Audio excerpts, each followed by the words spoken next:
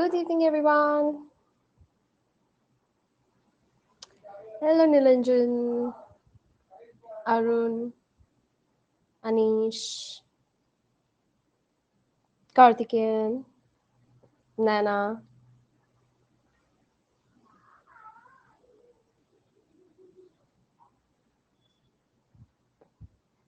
So, how are we doing today? Friday.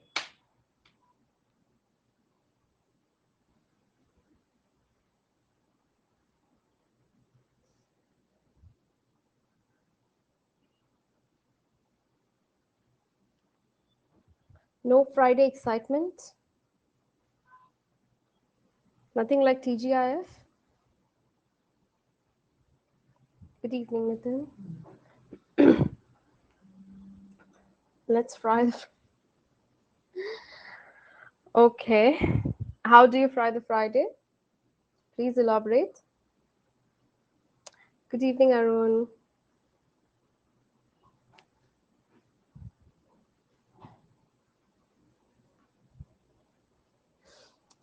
Hello, Subit. Sasmita. Good evening. Dinesh. Prithvi. Yes, today is a Good Friday, correct.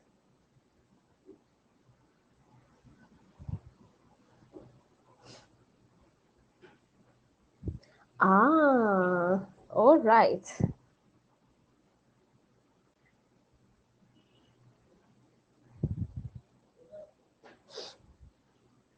Okay, that's good. So, what do you do? What's your Saturday ritual, Ankit? Good evening, Navin, Shivam, Nikhil. Class is not a movie, Nitin. Enjoying it with KFC. Good evening, Abhilasha.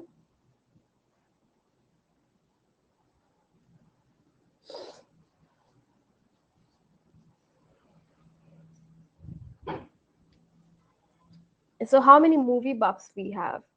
How many of us regularly watch movies?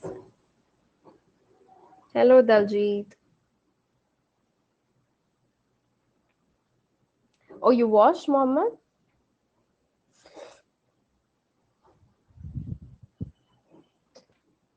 Wow, that's nice. Which language you watched in? Surya Venture. That's a big joke, right? Well, Synergy, I don't think they wish a Good Friday. They usually wish Easter, Happy Easter. You watch it in Telugu. Okay. It's in Kannada, Telugu, and Tamil, right? Oh, yes, I'm going soon. Mm. So I watch a lot of Telugu and Tamil movies, by the way. Kannada is tough to understand, so I don't try Kannada. Anyone from Karnataka here?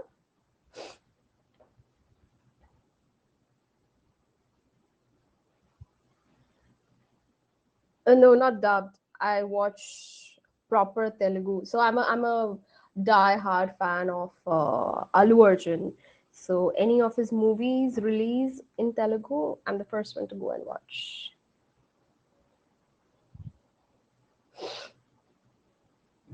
Yeah, AA. That's great. So that's how you learn the languages, is it? Hello, Vidyut. I know four. I know fifth, but then I can't. I mean, I know Punjabi and all little. I understand Telugu a little because of the movies, thanks to movies. But I cannot say that I know the languages as such.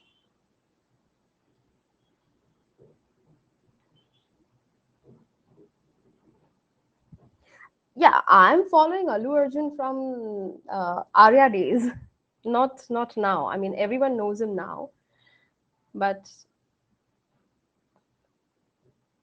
No, I don't know. As I said, it's just that I try to understand because, of course, in Telugu they use a few um, English words, and then um, there is a visual available, so you try to connect. And of course, some words I have learned by now. So, oh yes, Arya,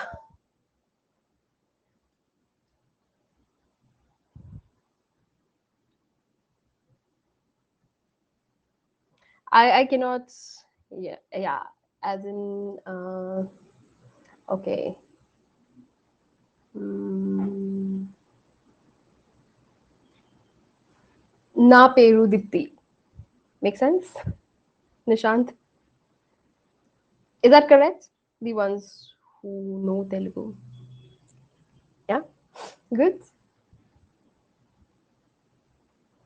Na Peru Surya, not Shiva.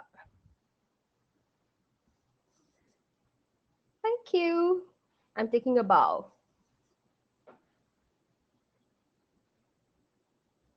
Oh no, no, no, no. That's too much. Let's start with the session. I think we have 57 odd people. Okay, let's commence the session.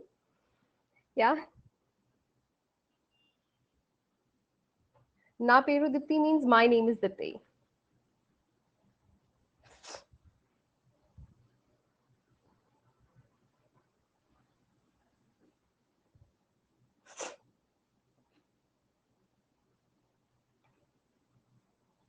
Okay, so let's do a bit of revision from yesterday. Everyone, back to learning. Give me a thumbs up. Excited for today? All paying attention here. Quickly. Some energy in the room, please.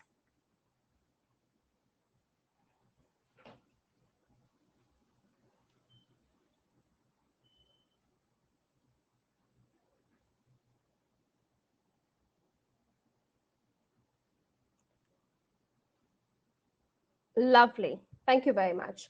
Now let's quickly look at what we learned yesterday. All right, Shobit, surely. So, what are the parts of speech that we learned yesterday, looked at yesterday?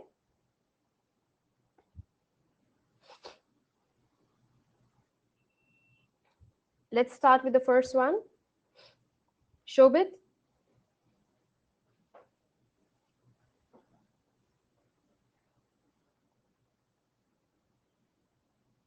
correct. So let's look at what are the different types of nouns that we have learned.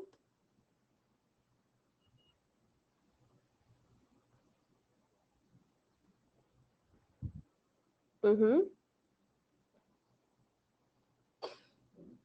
Okay, please define proper nouns. What is a proper noun? With an example, please.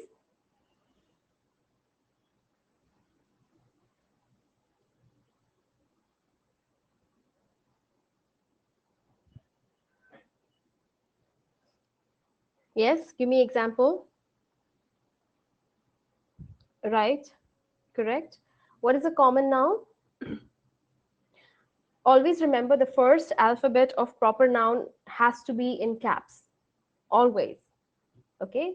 So if you're writing it in lowercase, then you're wrong. Yes.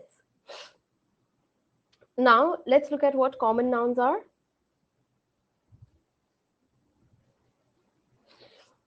Okay. Right. So if I have to, correct. So a common name given to a particular class of people or persons or things. Okay. Now let's look at the next type of noun. Sorry, collective noun. So what is a collective noun?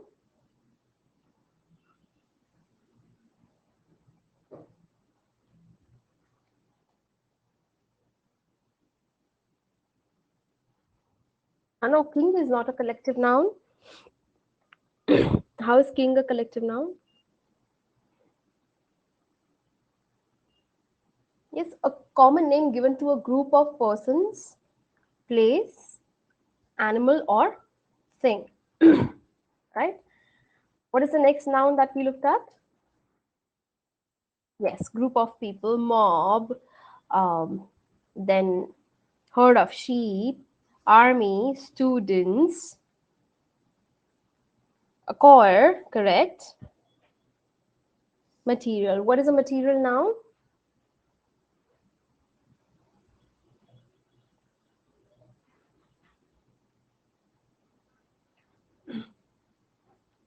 Right.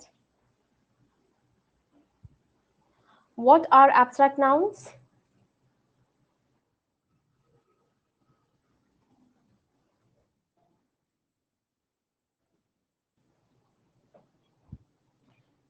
Silver and happiness together. Which is which?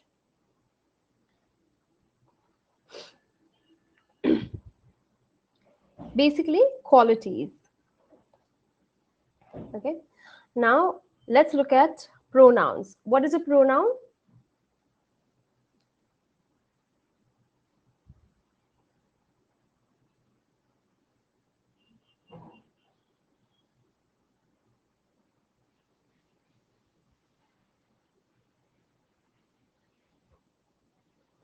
A word that replaces the noun or used in place of nouns. Okay.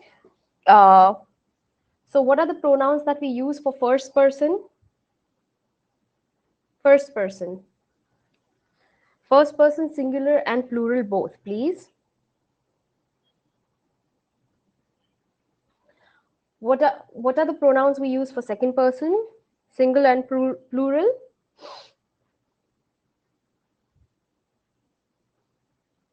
Right. And what are the pronouns we use for third person singular? Third person singular. Mm-mm. Third person singular. Thank you. And third person plural.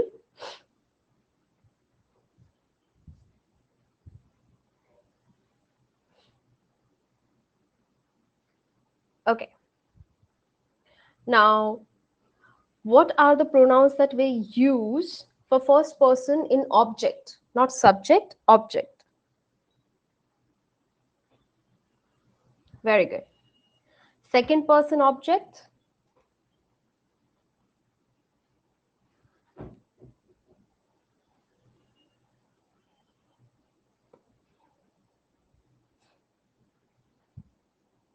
Third person object.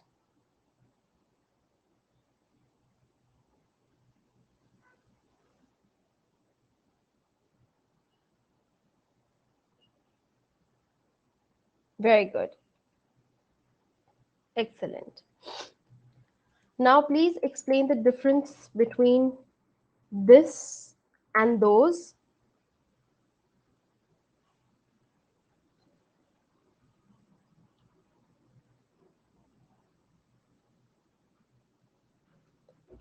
Abstract nouns are the nouns that you cannot see with your bare eyes, you cannot touch and feel. Okay, you can only experience.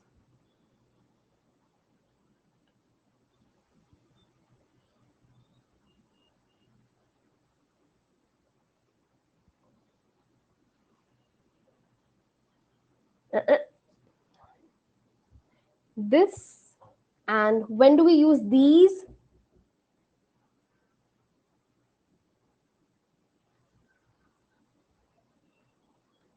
Correct.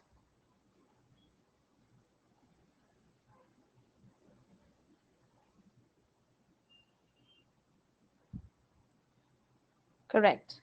And when do we use that and those?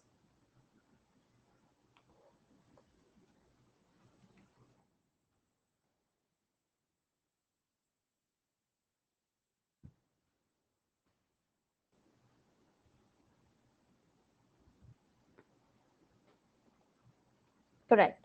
So if your friends are standing far from you and you're telling someone, you would say, those are my friends. Okay. Excuse me. Versus if you're standing in a group with your friends, you would introduce them saying that these are my friends. Okay. And that's the difference between this, that, or these and those. Lovely. Now, what are the three articles?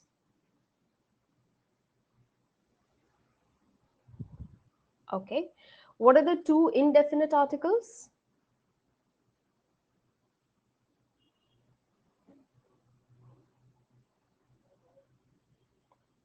When do you use the article a?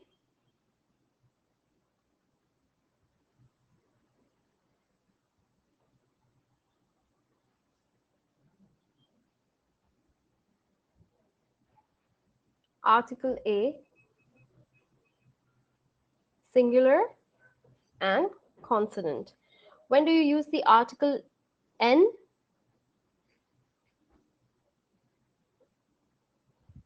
Vowel what?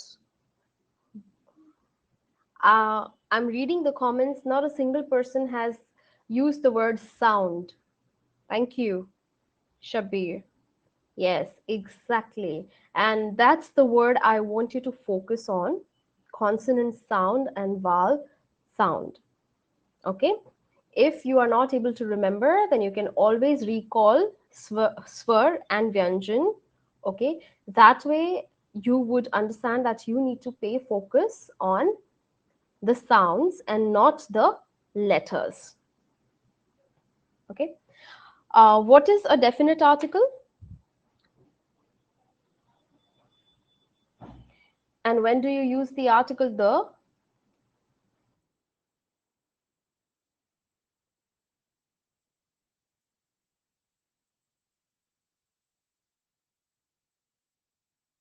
Give me an example in a sentence.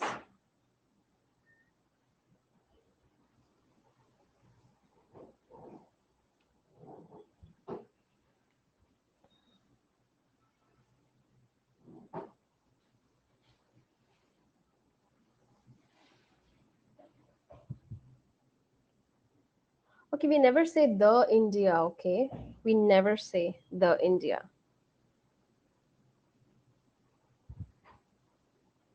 Like you cannot say the America, but you can definitely say the United States of America or the United States of America.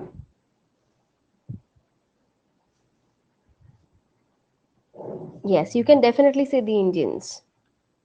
Yes, the Taj Mahal is fine.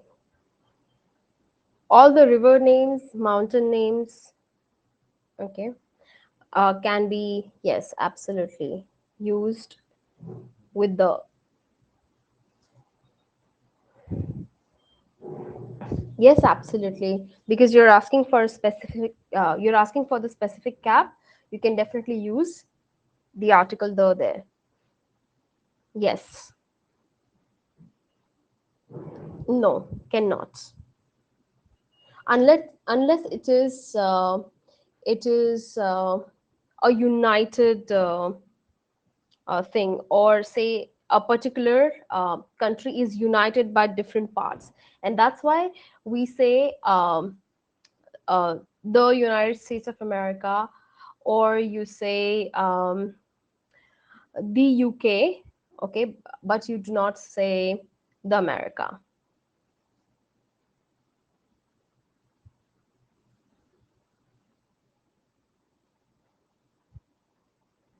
The cannot be used before any country, even say state. So I never say I live in the Maharashtra. I say I live in Maharashtra, right? No, not the Asia. You can say the Asian. Okay, the Asian continent is known for, but you cannot say the Asia. I am the Asia, or I am from the Asia. Okay, yeah, you can use the books definitely. Okay, moving on to adjectives. What are adjectives?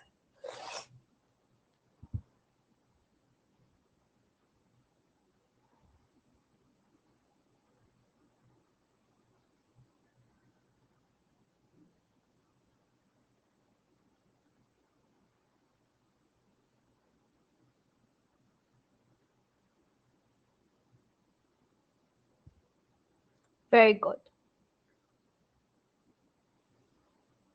Perfect. Give me a few examples of adjectives.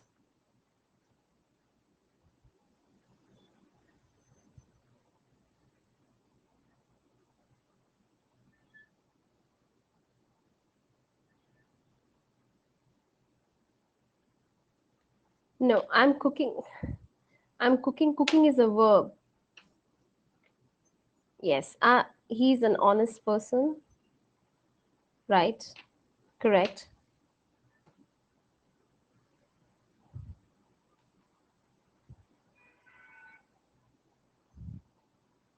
Right. Excellent. So these are all adjectives. It tells you more about the noun or the pronoun. Lovely. Excellent. Thank you. Thank you very much, everyone. Okay. So that's about yesterday. Let's begin today with some verbs. So, who could tell me what verbs are? Action word? Mm-hmm. Correct. So, verbs define an action or a state of being. Correct. Allow me to share my screen. So, as we discussed yesterday, you cannot build or construct a sentence without verbs. Okay. Even if I don't use a noun, the sentence may sound incomplete. However, would it make sense? Yes, definitely, it can make sense. For an example, if I say log out, would you all understand that I'm asking you to log out? Yes, of course. Yes, definitely. Come here.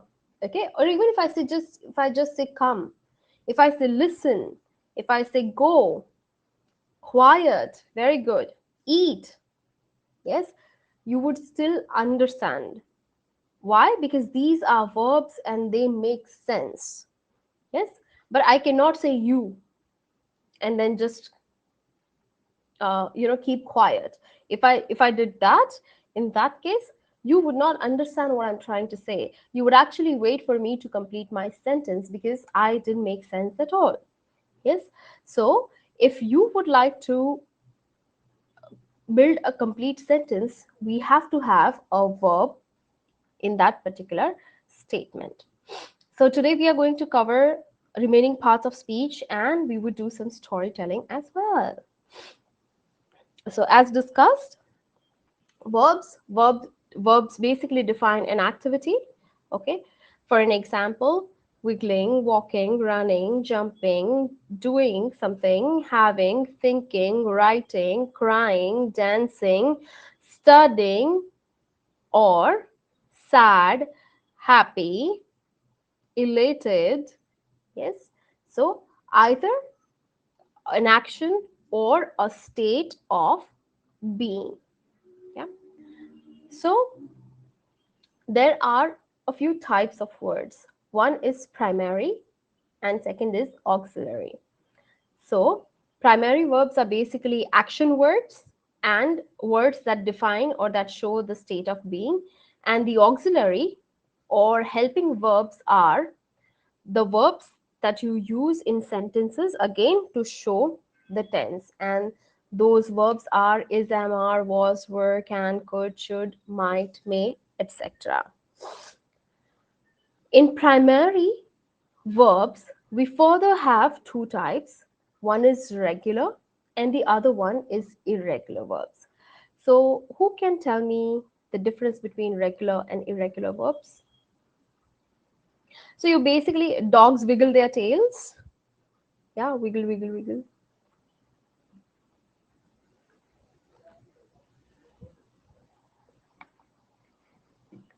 Yes, regular and irregular verbs. Who knows the difference?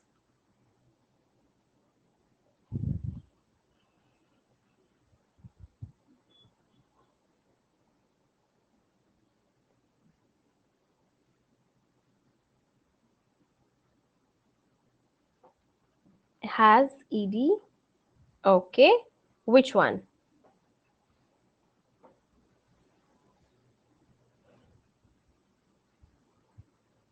Okay. All right. Could you give me an example, Bhuvneshwari?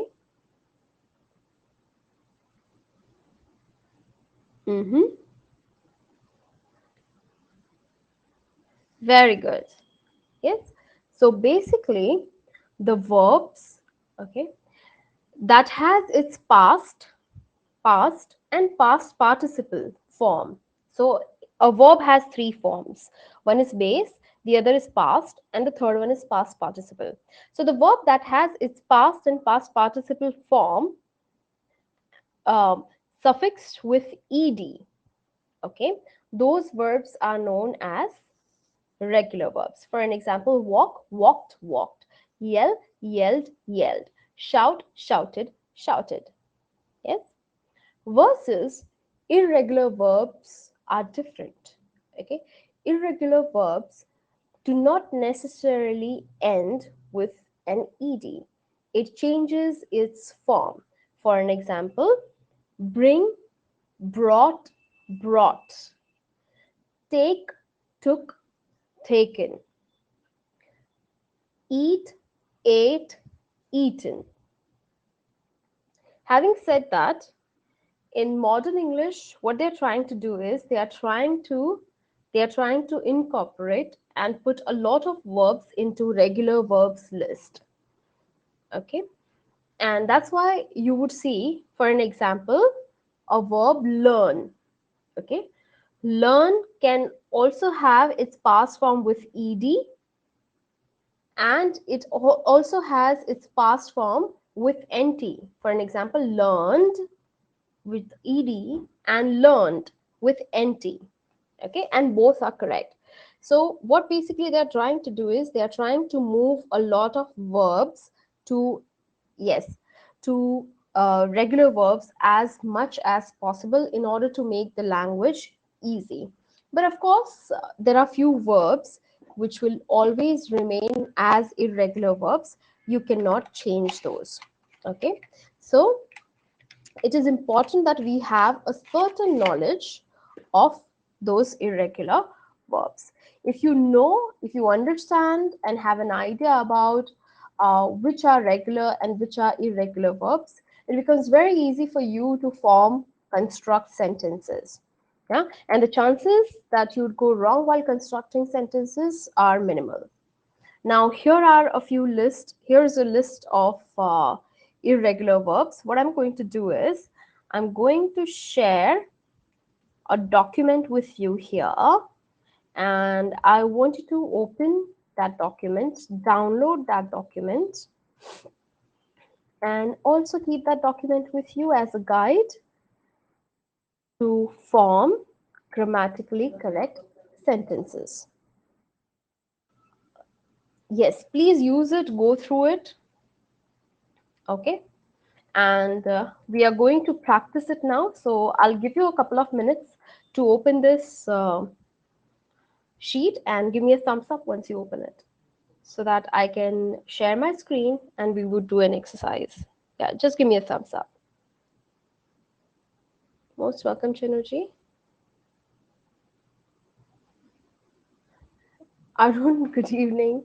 This is the third time you're saying good evening.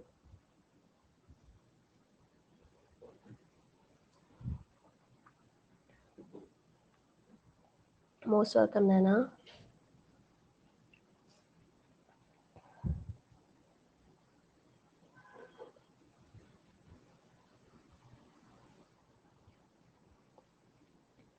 Hello, Prashant.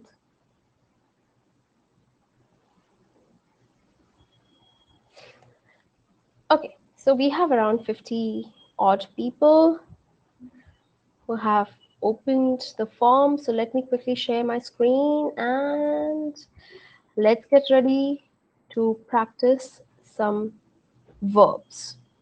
Okay, irregular verbs to be specific. So the first one is was, were. What should be the third form? So the first is base, second is past, and third form is past participle. So what is the past participle of was?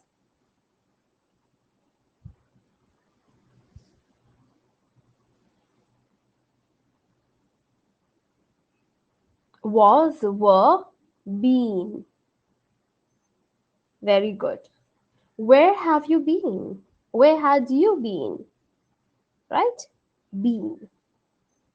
Next is beat, and past participle is beaten.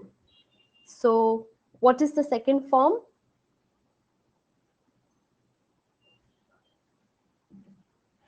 Okay, correct, beat.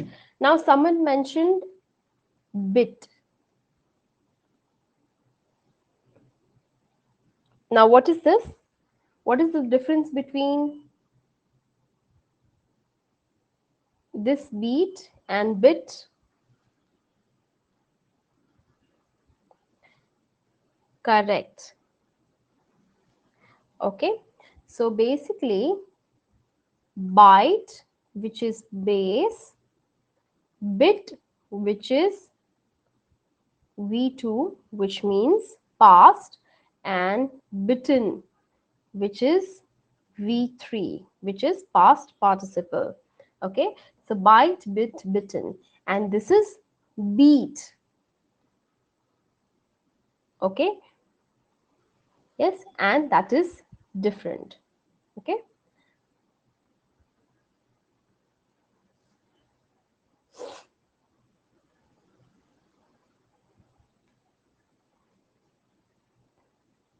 And the next one, yeah, bite, bit, bitten.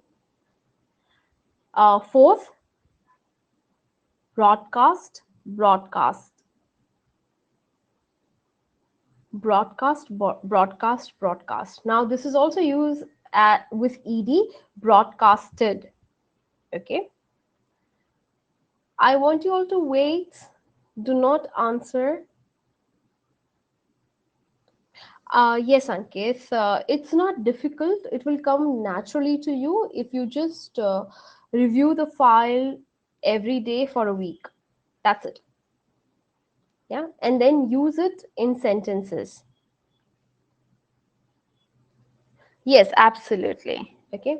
This show was broadcasted on, so they use an ed form as well. Okay. The next one, brought,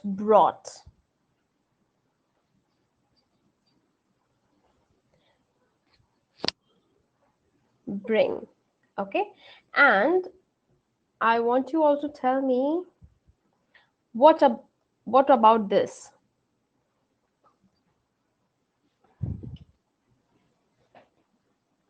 Right.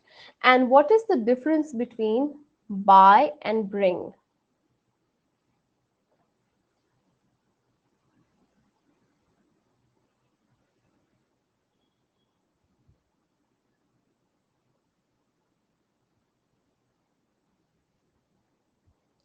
Yes. To buy is to purchase and to bring is to get. Bring me a glass of water, please. So get me a glass of water, please. Okay, right. Okay, so do not use interchangeably. My father bought it for me. Absolutely. Yes, so buy, bought, and bring, brought. Okay, and both are different.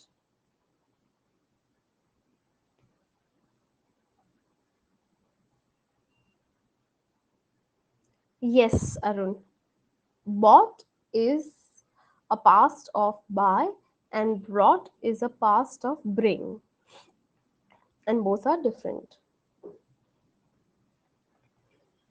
Next, burn, burnt.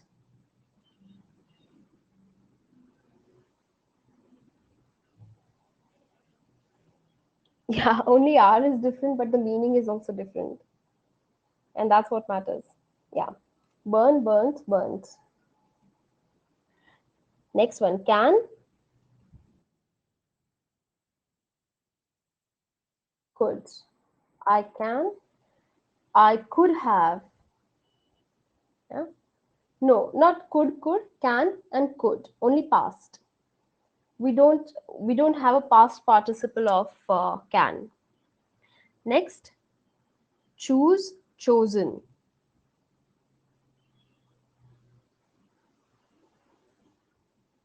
Spellings, people. Give me the correct spelling. So are you saying choose, chosen? No, not two O's, single O. Choose, chose, chosen. I chose her to be my partner for the experiment. Chose. Correct, Nilanjan. Thank you. Next, cost. Cost.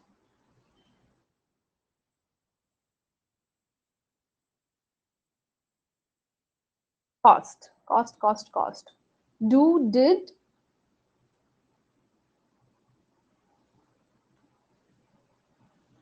she did it. It was done by me. Done. Dream, dreamt.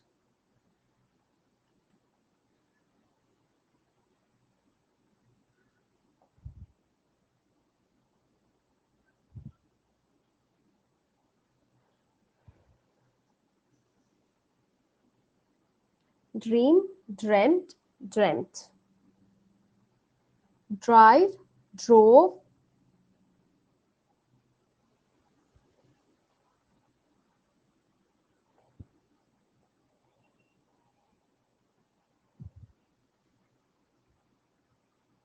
driven. Correct. Fell, fallen.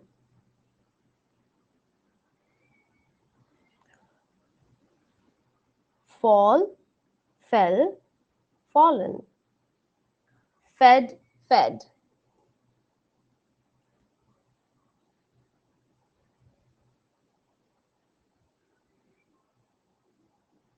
Thank you, Anand.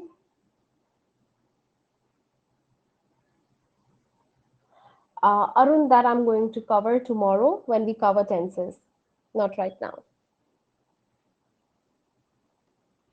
Feed, fed, fed. Fight, fought,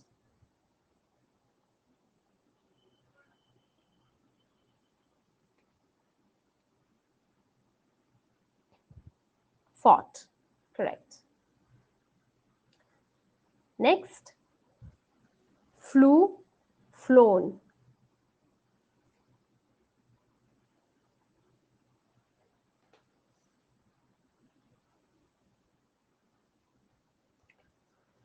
Fly, flew, flown. Freeze, frozen. This is an irregular verb, so it won't be frozed. Freeze, froze, frozen. Correct.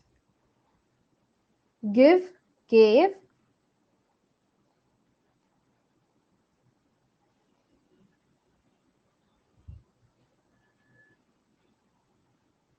given. Very nice. Grow, grown.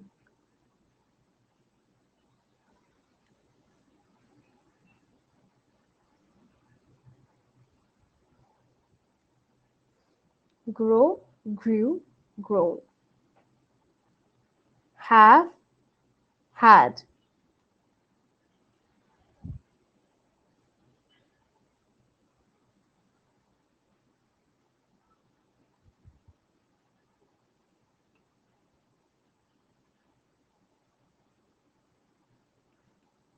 Have, had. Dash, hid, hidden.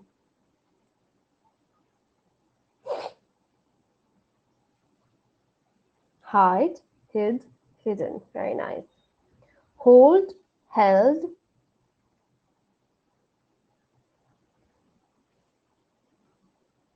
hold, held,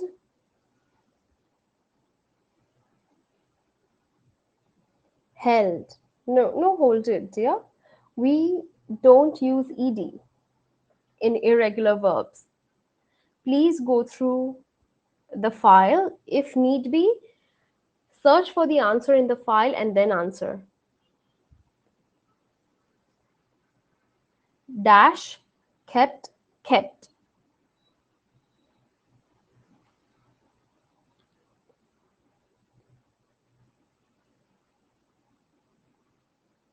Keep, kept, kept. Lead, lead.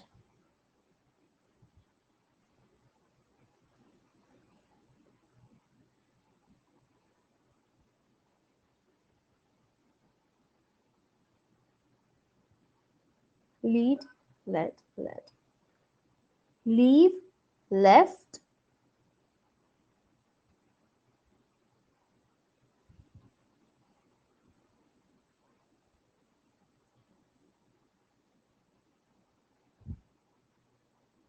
Left.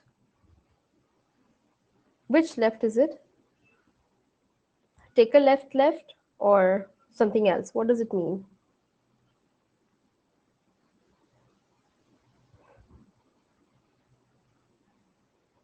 Does it mean absent?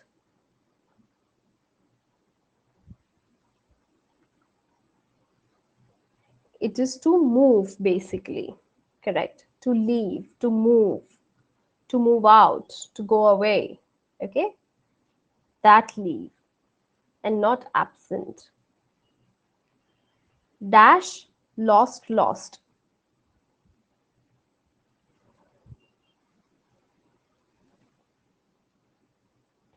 Okay. Now, what is the meaning of this lose?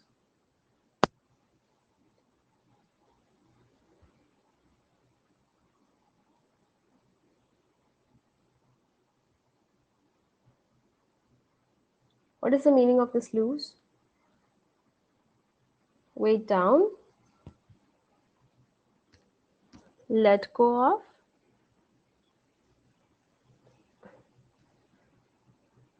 So basically, not let go of, but to misplace.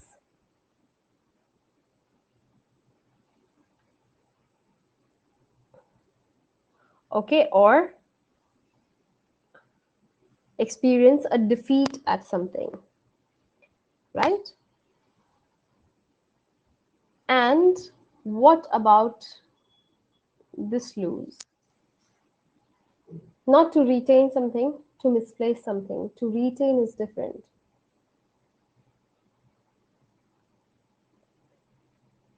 Correct. Something, something that does not fit your body well. Okay, something that is loose in fitting, not tight. Okay, so remember, this loose and this loose cannot be used interchangeably.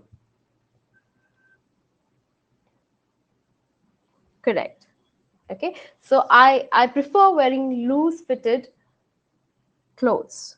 Okay, so that is this loose. Okay, right? You keep losing your keys, which is this. You keep misplacing your keys. Okay, and that's the difference. Clear, everyone? Yes, Anand. Right. Lovely.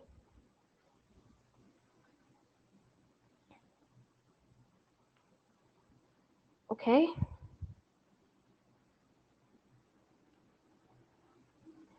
Mean dash meant.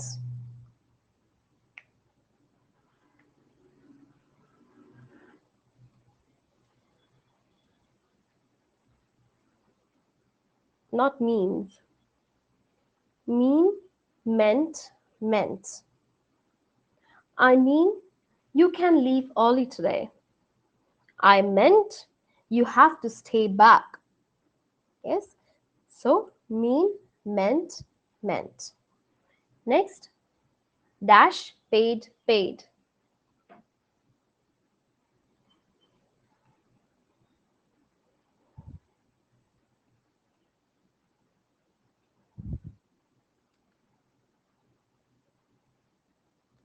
You pay the bill, I paid the bill. Read,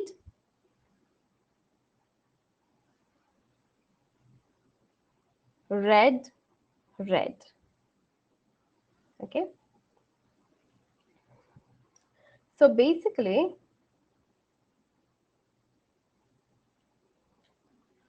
if you see, both read in base and read in past and past participle, okay,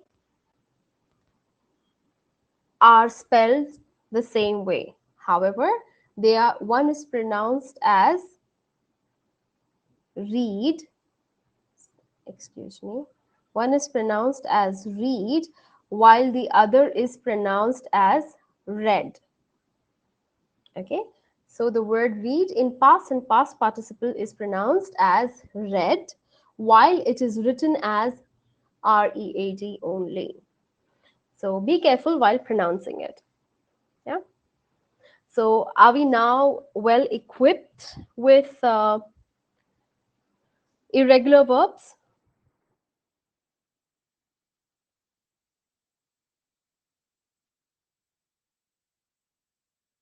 Yes. Any questions? So could you tell me the two types of verbs?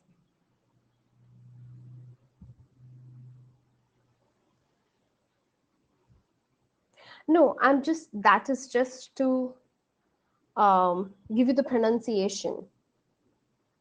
This is how it is pronounced.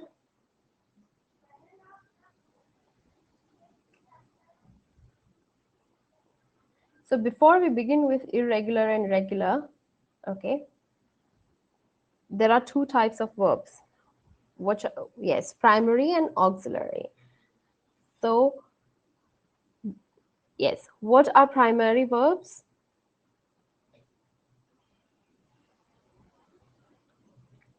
Action words. And what are helping verbs or auxiliary verbs?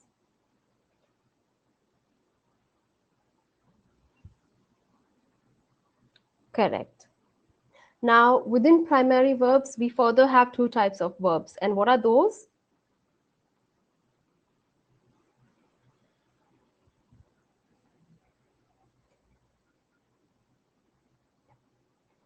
Regular and irregular. Okay. How do you identify a regular verb?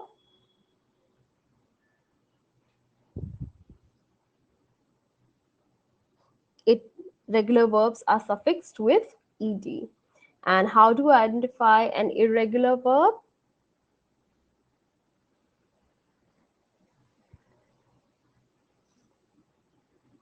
Not ed. Smart Navneet. So basically, they change their form. Okay.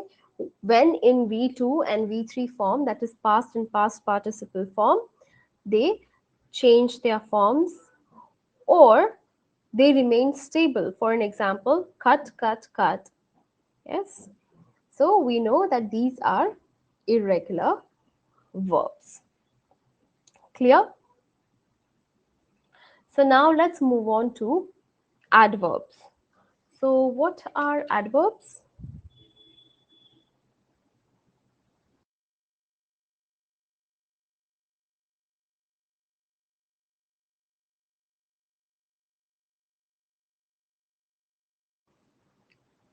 Sure. So irregular verbs are the words, okay, or are the verbs that basically change their form in their V2, that is past and past participle. For an example,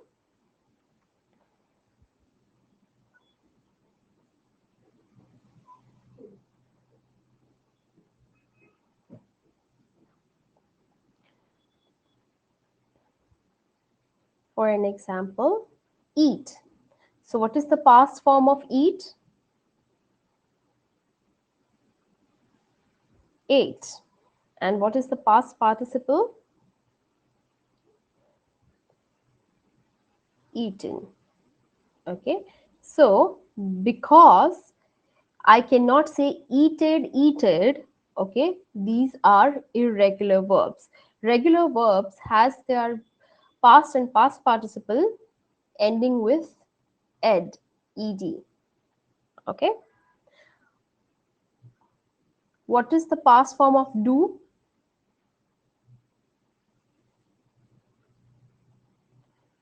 Did. And past participle? done.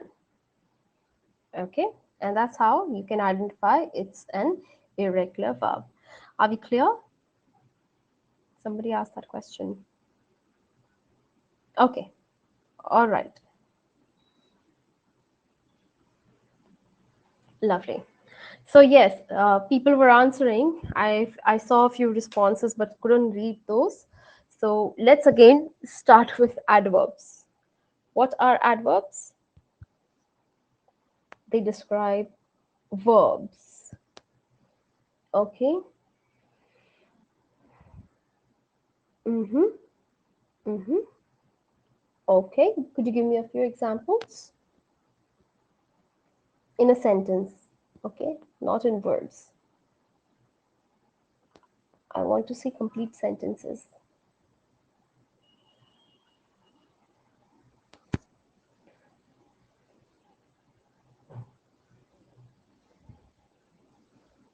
That he sat quietly. So here, quietly is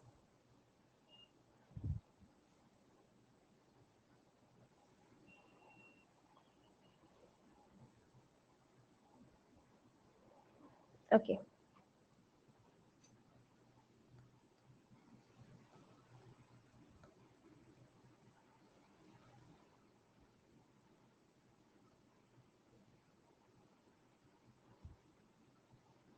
So now, what is this?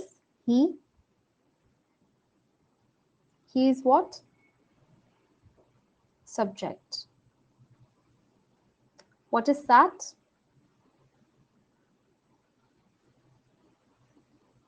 A verb. And how did he sit? Or how was he sitting? He was sitting quietly. And hence, quietly is an adverb. Okay. So basically,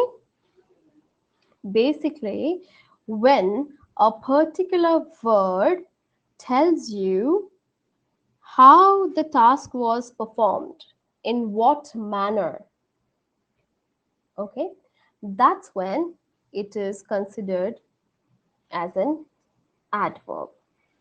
Is that clear? Yes, that's the first condition. Now, if I say he sat very quietly. So what is very here?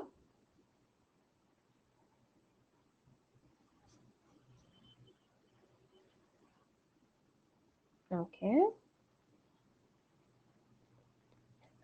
But how can you use an adjective before an adverb?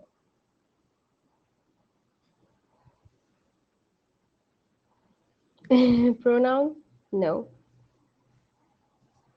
So again, how was he sitting? Very quietly. Okay.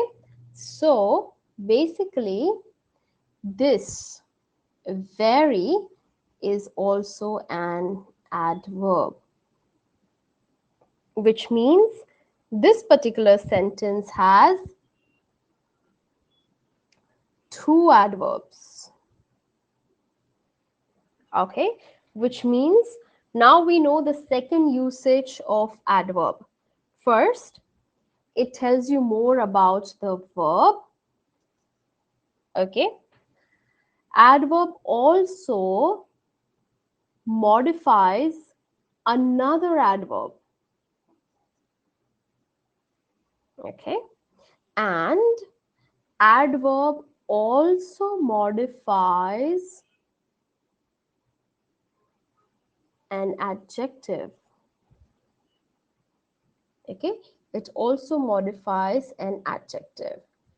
For an example, you look very pretty. So, what is you here?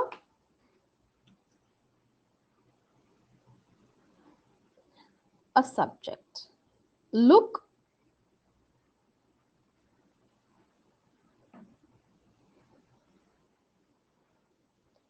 is a verb.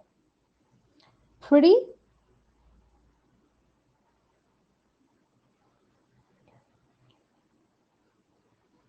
What is pretty? Don't. Decide. We are in splits here.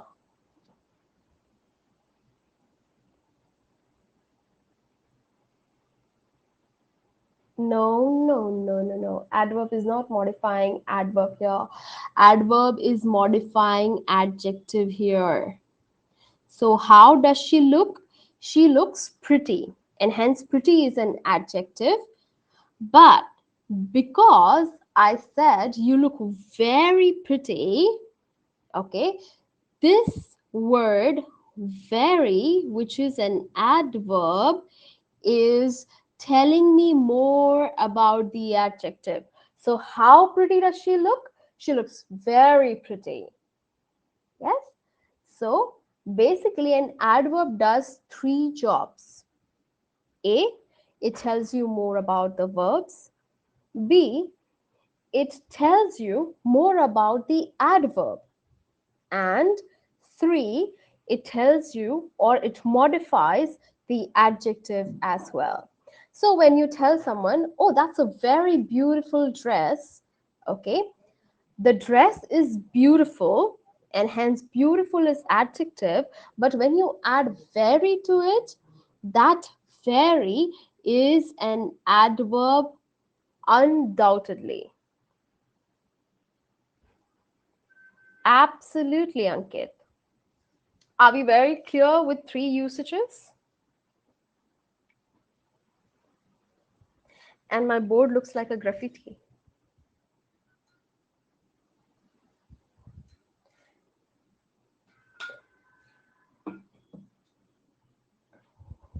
Clear, everyone? Yeah, I'll show you. I'll show you on my screen. Yes, I'm repeating that. So let me quickly share my screen.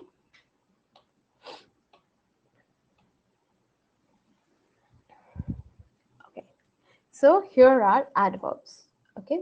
An adverb is a word that modifies or describes a verb. Okay. So he sings. How does he sing? He sings loudly. Okay. And hence loudly is an adverb. Okay. She is tall. So here tall is, what is tall? Yeah, here is another example. Tall is an adjective. And which word, which word here is modifying the adjective tall? Extremely. And therefore extremely is an adverb. And the adverb also modifies another adverb. For an example, he sings very loudly. Okay? Or the conversation ended too quickly. Yeah? So how, what happened? The conversation ended quickly. So quickly is an adverb. How quickly? Too quickly. And hence that is also another adverb. Are we now clear?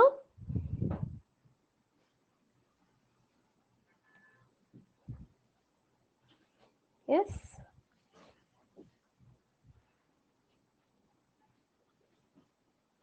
Lovely.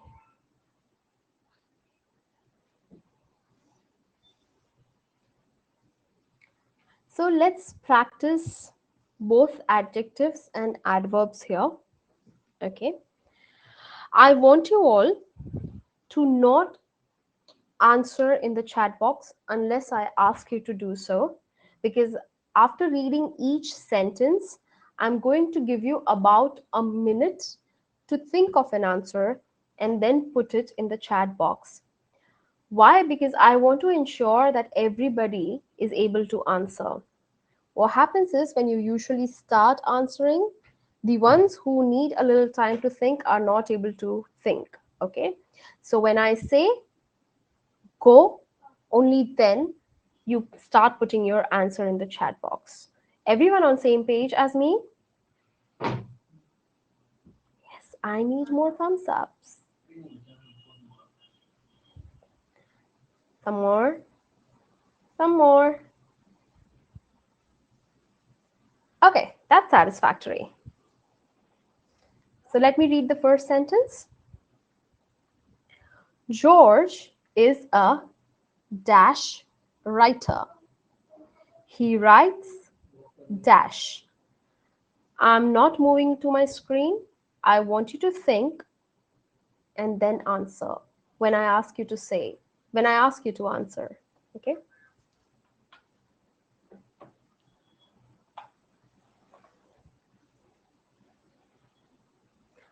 Don't answer. Don't answer, Anshul. Don't answer, Dibyankta, please. Please wait.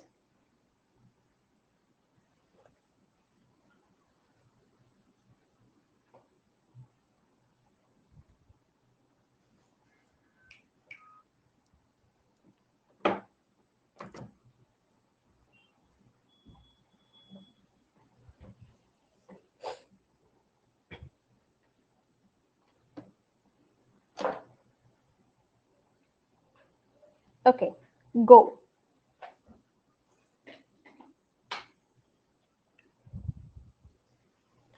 All right. I want you to tell me which of these is an adjective and which is an adverb.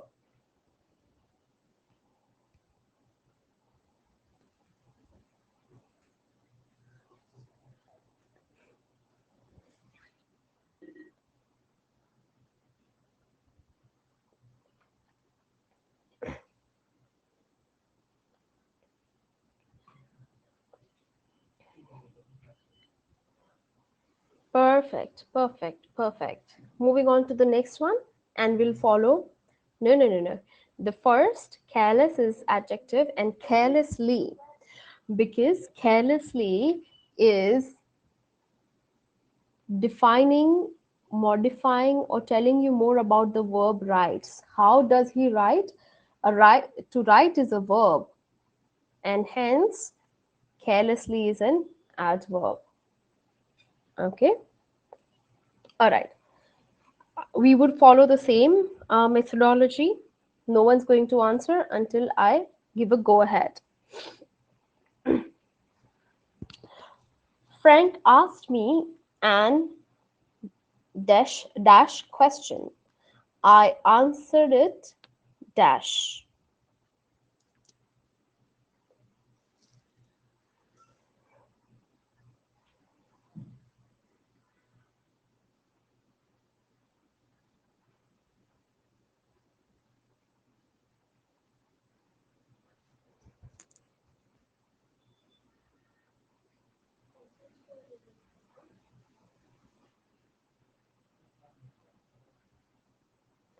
Why are you answering? I will not, I will skip this activity if you answer it before I give a go. I will ask you to take a snapshot and do it at home.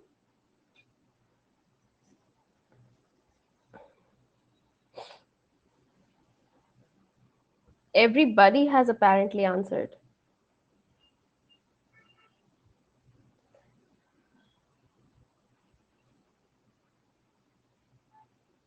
Yeah. The only reason is the ones who are taking a little time, I want to give them an opportunity. Okay. So please refrain from answering. I know you all are excited. So am I. However, patience is the virtue, right? Isn't it? Yeah. Okay. So let's practice some patience. Thank you. Thank you. Okay. So, yes, Frank asked me an easy question. I answered it easily. Next one. Sally speaks dash. She has a dash voice. Do not answer.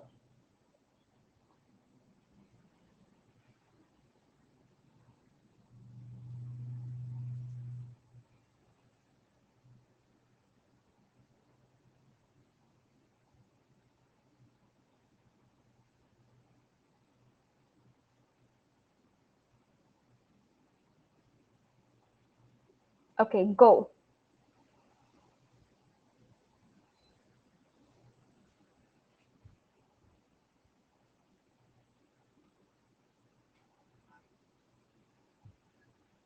Yes. Sally speaks softly. She has a soft voice. Softly is an adverb because that's how she speaks. And soft voice, soft is an adjective. Next, and please do not answer. I entered the classroom dash because I was late.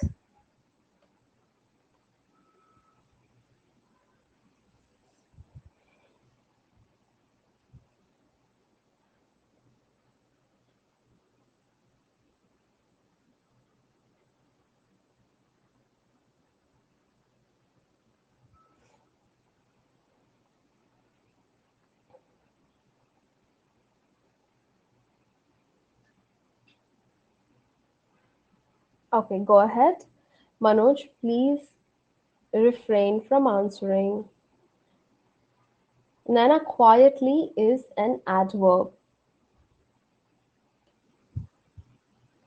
Okay, it tells you in what manner he entered the classroom. He entered quietly, he or she.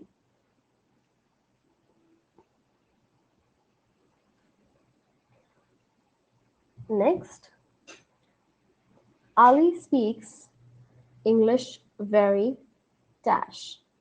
He has very dash pronunciation.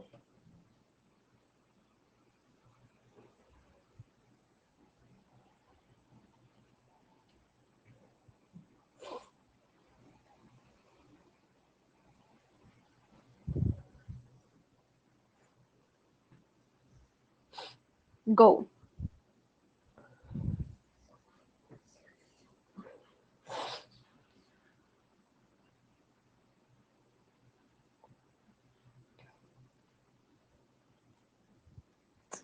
Where does awesome come from?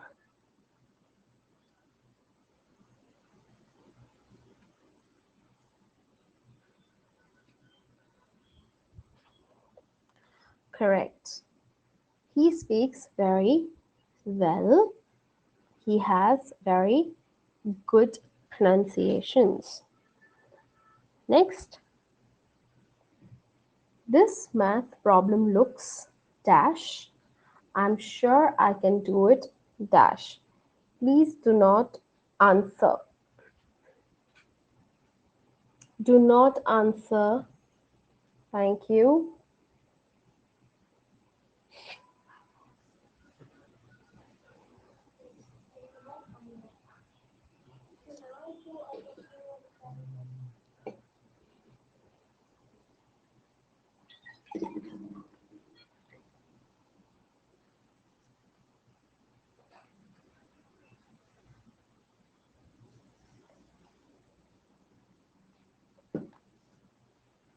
Go.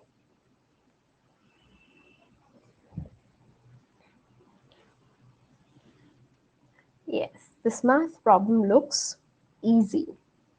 I can do it easily. Next, that chair looks dash. Go.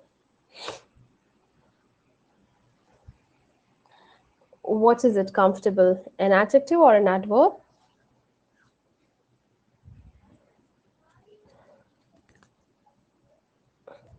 Is it an adjective or an adverb? Why is it an adjective? Why?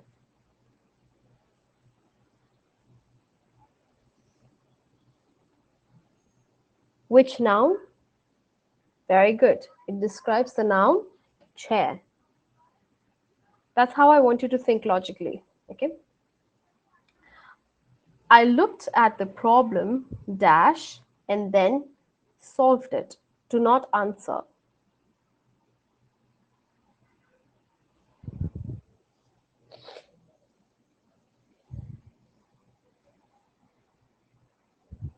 You can answer now.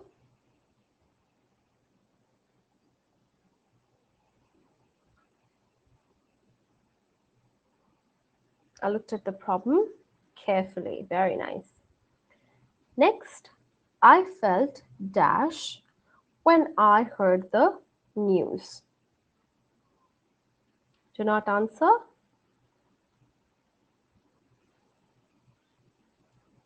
Go.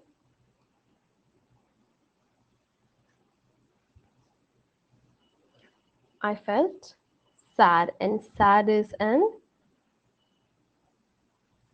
adjective. Very nice. Next, Susan smiled dash. She seemed dash. Do not answer.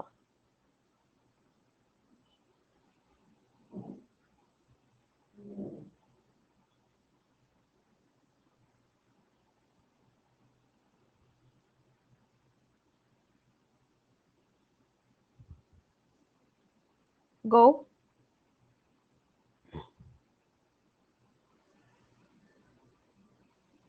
She smiled cheerfully.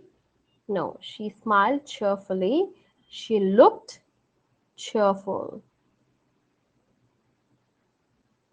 Next, I tasted the soup dash because it was hot. The soup tasted dash. Please do not answer.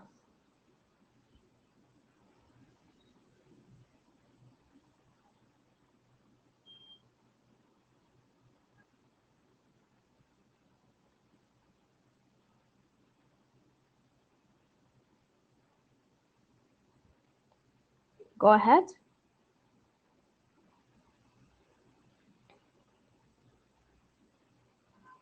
I tasted it carefully because it was hot and it tasted good.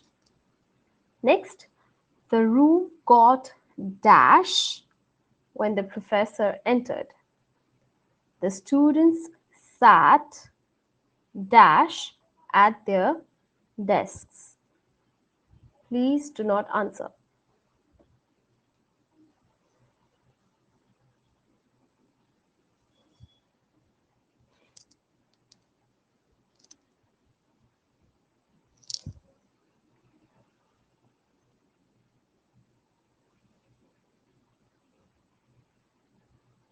Go ahead.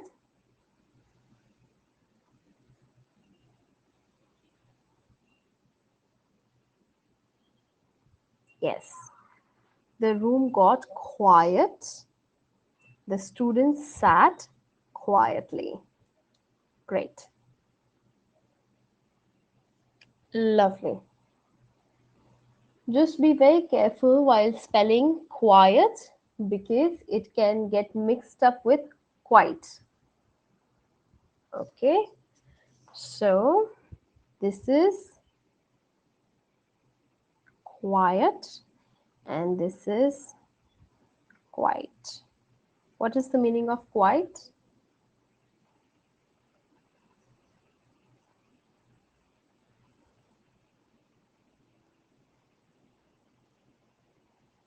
Break not before 9:30.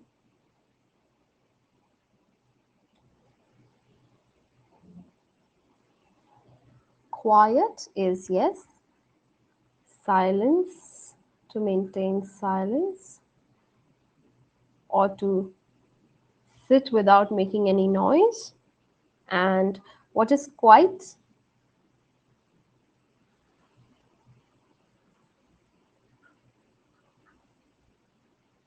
What is the meaning of quiet?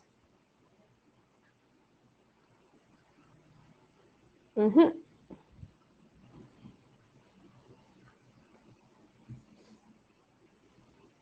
Yeah, pretty. Okay. Yeah. So my home is quite close to the mountains. Yeah. So pretty close to the mountains. Okay. So be very careful of using quiet and quite.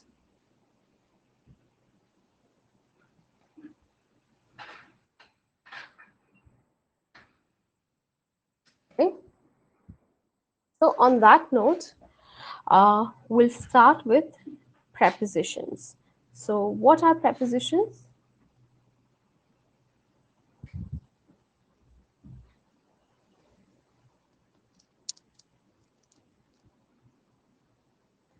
So basically, prepositions are the words that shows you the relationship between the subject and the object.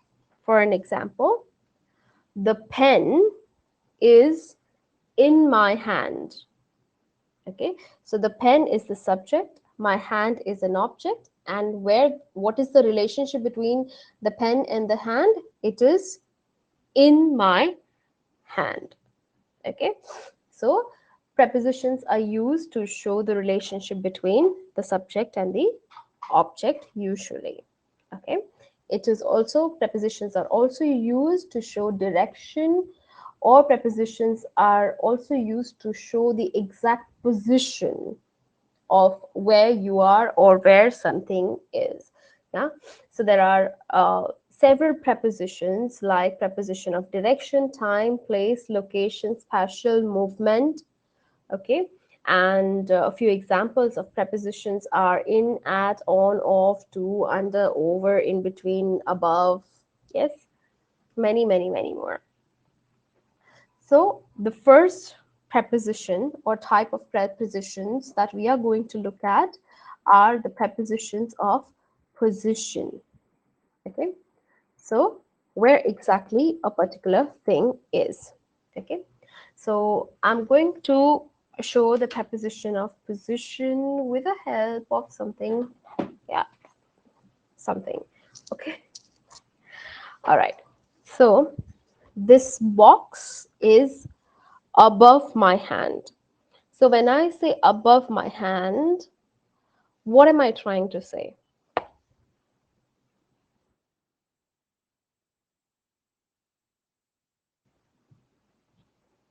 Thank you.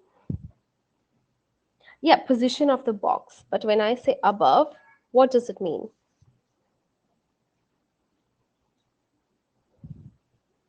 No, it does not mean top.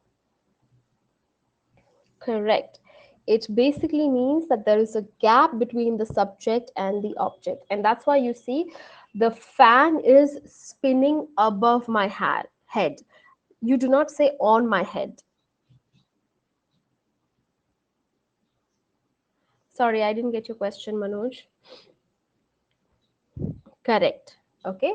So that's when you do not have a physical contact between the subject and the object, there is a gap. That's when it is above. Okay. It is now behind my hand. Okay.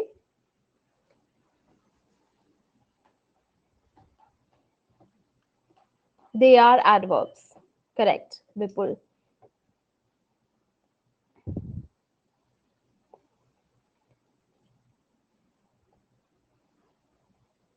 Showing what is beside.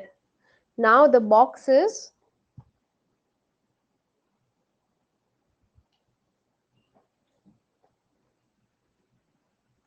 yes.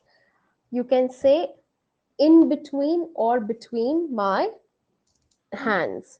No, it is not in my hand, Rahul. This is in my hand. Okay, this is in my hand. But when a particular object is between two things, okay, then it is in between or between. Yes, then it is now in my hand. Now it is,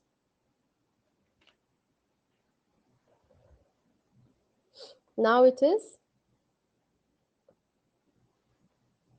uh-uh, in front of my hand. This is behind, and this is in front of my hand. Very nice. This is now beside or next to. Okay, whichever you would like to use. Okay, beside or next with a single to, not double to. Okay, now this is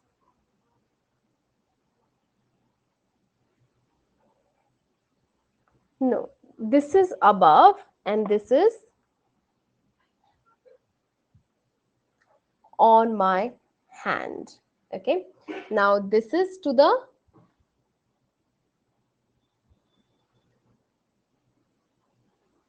this is to the yes, on the right or to the right, and this is to the left. Okay, so to my right, to my left. Yeah. Okay, please don't ask questions like in that movie, sir aapka right, mera right, iska right, uska right. What was that movie in Sunil Shetty? That movie. Yeah, this is, yeah, right, Ekta. Okay, so okay, and then this is,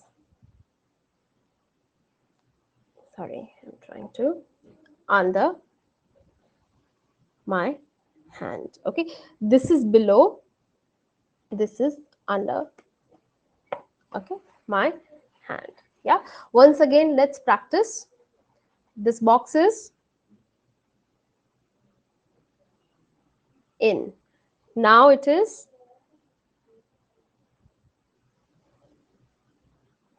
now it is, now it is,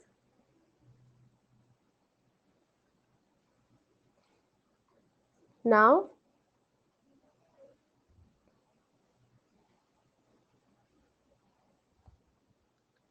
yeah, either next to, or if you want to be more specific, to the left or to the right. Okay, whatever you would like to say. Okay, and this is below. Okay, are we clear? Any questions? Prepositions of position. Okay, cool. Both are fine, Bhuvneshwari. It's same. I'm hiding under the table. I'm hiding below the table.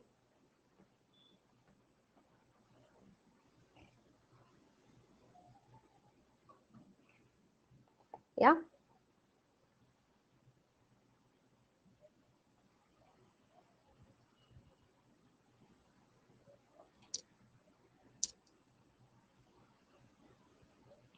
All right. Lovely. Now let's look at the next one, preposition of time and place. Okay, so usually to show time and place, there are three prepositions that we use. One is at, the other is on, and the third one is in. Okay, so whenever you want to give someone an exact time, okay, exact time, that's when you would say at. For an example, the class begins at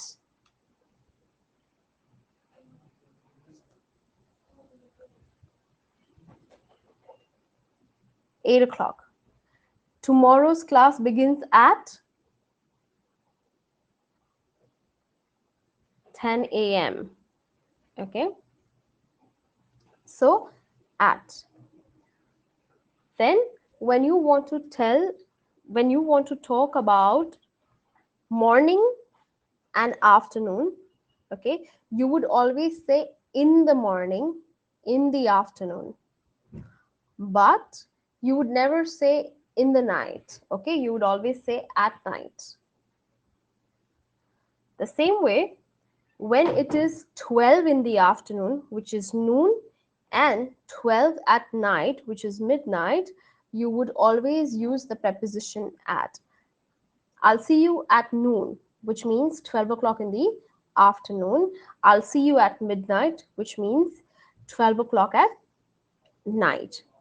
Yes, because noon and midnight are exact time, okay, or is an exact time, we are talking about 12 o'clock, we would always use the preposition at for it.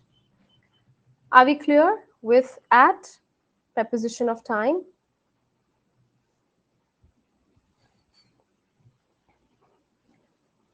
No, I didn't get your question. 12:30 afternoon, as in I'll see you at 12:30 at.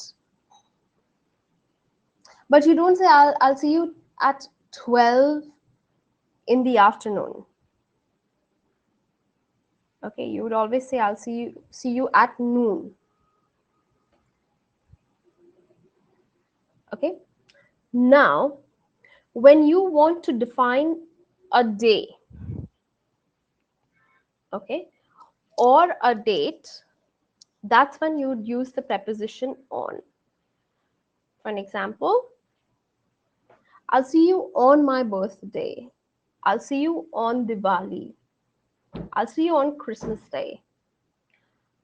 I'll see you on Saturday. My important meeting is on Monday. I'm going out on May the 1st. Yes. So, whenever you're talking about a specific day or date, you are going to use the preposition on. But when you're talking about duration, you will use the preposition in. I was born in XYZ year. The Panipat war happened in XYZ year. Okay. I love to go out in winters. My birthday is in February. And as I said, whenever you want to talk about morning or afternoon, you would say, I prefer tea in the mornings, wherein I prefer coffee in the evening. Yes. So whenever you want to talk about morning, evening, afternoon, you would use the preposition in. Any questions? I studied in school. I studied at school, which is correct. No, I studied in XYZ school. But when someone is in the school, you can say he's at school. Is on tomorrow correct? No, I didn't get you. Yeah, I'm coming to that, Anshul. You go by bus. Pranav, what's your question? I don't know. Uh, Above and over, again, same. Yeah, above or over. Sometimes over can also, basically, over is usually used for the preposition of movement. So when you talk about the movement, I will come to over. Yeah, but when you're talking about a preposition of position, you use above. Is that clear, Nilanjan?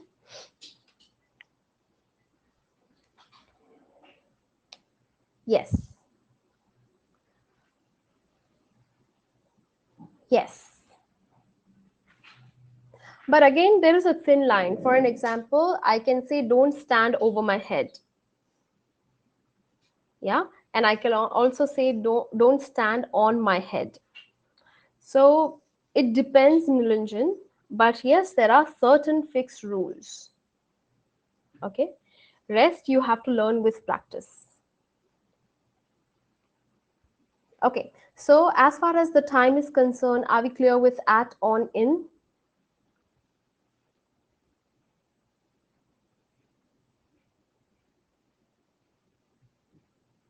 Uh, as in Dinesh, what preposition can be used for meet you tomorrow? I will see you tomorrow. Or I will see you at 10 tomorrow. or I'll see you at noon tomorrow. And if you're talking about duration, you can say, I'll see you in the afternoon tomorrow, or I'll see you tomorrow in the afternoon. Yeah. So it depends whether you are seeing them at a particular hour or a time. When you have a fixed time, the meeting begins at 10. The meeting starts at noon. I will see you in the afternoon. Let's discuss it in the evening over a cup of tea. Yeah? So it depends on what time of the day you're meeting, whether it is fixed or not. No, I will see you tomorrow, Pranav. I met him yesterday. I'm meeting him day after tomorrow. Okay?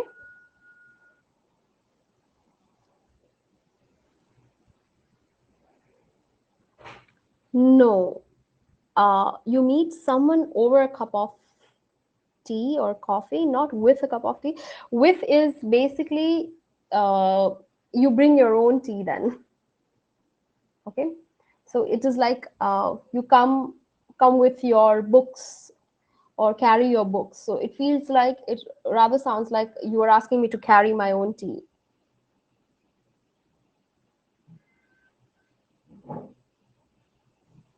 No, I didn't get your question. Anand, you need to give me a sentence.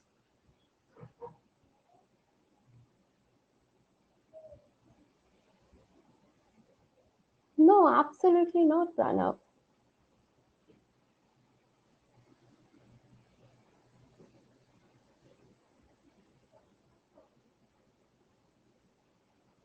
Nishant, are we planning to have a conversation with girl for a tea? Over a tea?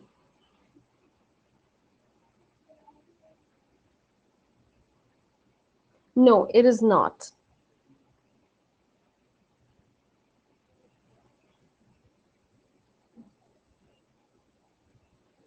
I don't know which sentence I said. I said many sentences, Bhuvneshwari. So let's meet tomorrow at 10 over a cup of tea.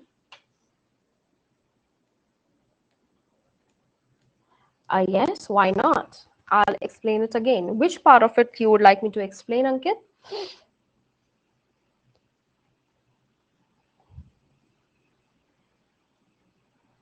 At. Okay, sure. So basically, the only thing we need to remember about at is that when you are talking about a fixed time, at matlab itne baje, confirm. Okay, at means a time has been seized, the time has been fixed. Okay, so I will see you at xyz hour. Okay, when I say night, it's night. When I say noon, it means 12 in the afternoon. When I say at midnight, which means 12 for an example, let's meet at midnight for the cake cutting. Yeah, so at midnight, sharp 12. When you are giving a sharp time, a fixed time to something, that's when you use at as a preposition of time. Clear, Ankit?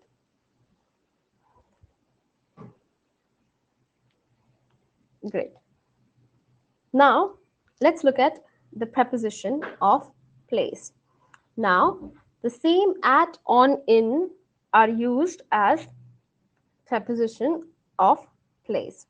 Again, like how you use at as a preposition of time to show exact time, whenever you are showing exact place or exact location, that's when you use the preposition at. I'm at home at the store. I'm at 25th Street. I'm at the corner. I'm at the table number so and so. Okay. However, if you're not showing the exact location, okay, but you want to show where you are approximately, you can say I'm on the roads. I'm on XYZ street. I'm on the bridge. Okay. So that's when you use the preposition on. And when you are inside of something, okay, that's when you use the preposition in.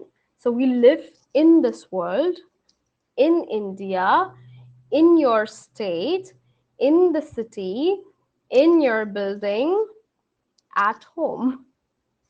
Yeah, is that clear? At, on, in. Any questions? Okay, so could I give you a break after like 10 minutes? Can we hold on to our hunger pangs for 10? Possible? Yeah? Okay. All right. Yeah, let me complete prepositions. Yes. Lovely. Thank you for your cooperation, everyone. Okay. So I have a question for you. Do you sleep on the bed or in the bed?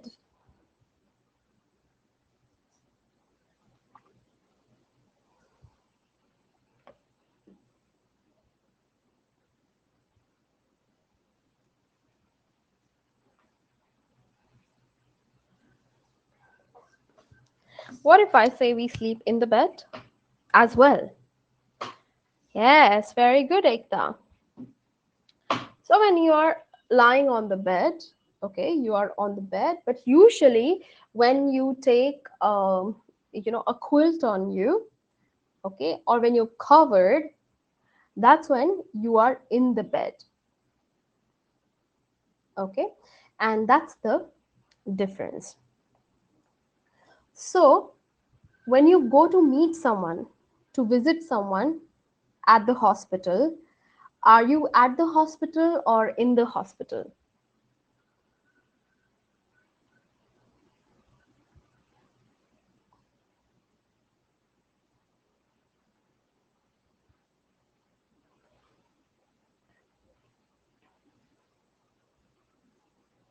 No.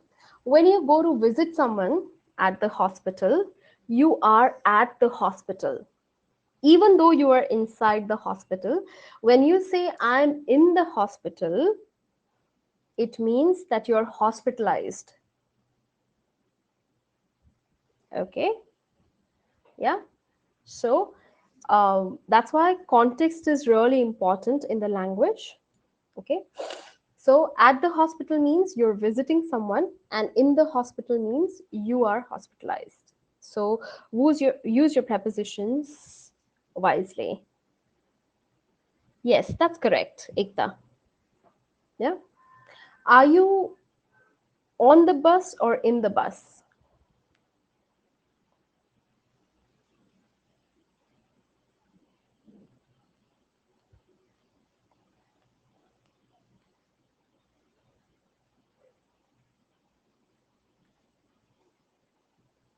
Okay. Are you on the train or in the train?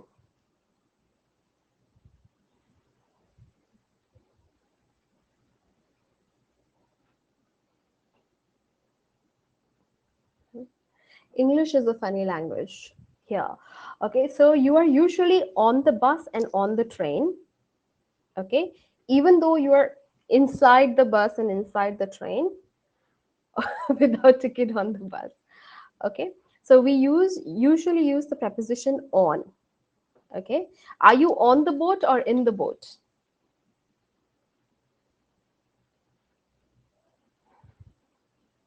Are you on the ship or in the ship?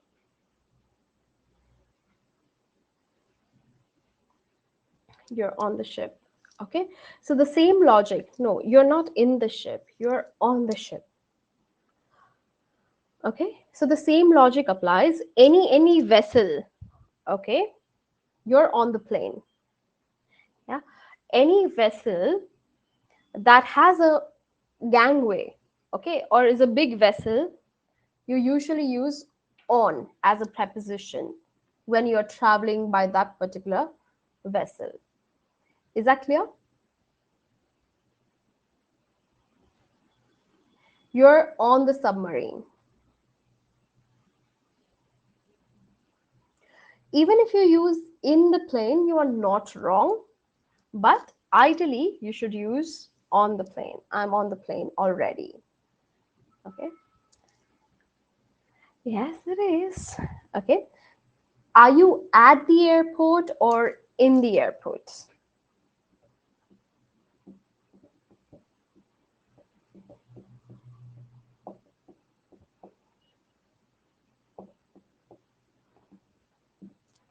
Okay, so you can be both. You can be both. When you are at the airport, that means you're somewhere in the vicinity of the airport. Okay, but as soon as you enter the airport, you are in the airport. Okay, and that's the difference. Usually, when you say you're at the airport, means you have gone to see off someone. When you're in the airport, means you're traveling. Yeah, in that context. Clear? Correct, because you check in. Right. Or if you're waiting for someone at the airport before checking in, you can still say, I'm at the airport. Yeah. Make sense? Good. Excellent.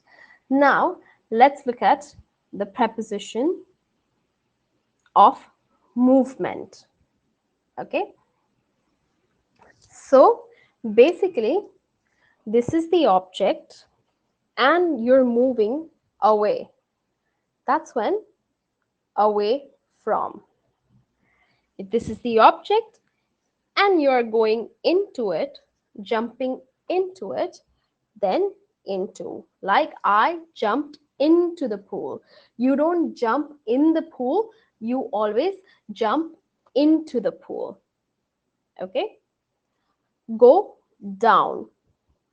When you go through something, for an example, you go through the tunnel. Okay, this is the tunnel. You pass from here under it, that's when you're going through it. Okay, now this is a road, and when you are walking parallel, okay, parallel to it, that's when you can say go along or going along the road. This is a particular point, and when you pass through it, that's when you use the preposition of movement, passed. This is the garden, and you're reaching from point A to point B. That means you're going across it. Everyone understands up? Now, when you jump inside something, it is into, but when you jump on something, you jump onto it. For an example, if, say, your sofa, you jump onto it. Now, it also depends on how your sofa is. Okay, yeah, so you can use into and onto interchangeably there, but something which is deep, okay, when you jump into something which is deep, then it is into. When you jump onto something which has a flat surface, then it is onto. When you jump off of it, then you jump off. Okay, now this is not far from, and this is far from. Not far from, far from. Not far from, far from. Are we clear? You usually jump into bed. Yeah, but it depends. Again, as I said, yeah, because the bed has mattress, and when you jump into it, the mattress basically goes in. Yeah, and hence you say, I'm jumping into the bed. You don't say onto the bed. Jump off is basically, uh, say you are sitting on a sofa and you quickly get down, then that means you're jumping off of it. Jump off the stairs, you usually climb down the stairs, not jump off. Jump off is a quick movement. If you're doing it, yeah, then yeah. So basically, how the kids jump, they don't climb down the stair, they jump off the stairs. Then yeah, you can.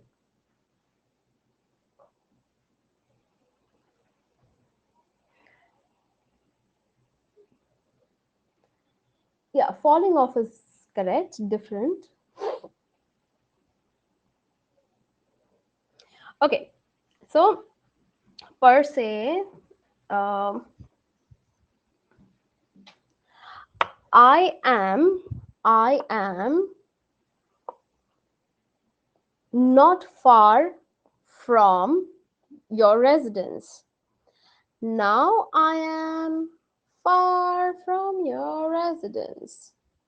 Not far from, far from, not far from, far from. You can also use close to, you can also use nearby, you can also use away, or you can say far from. Clear?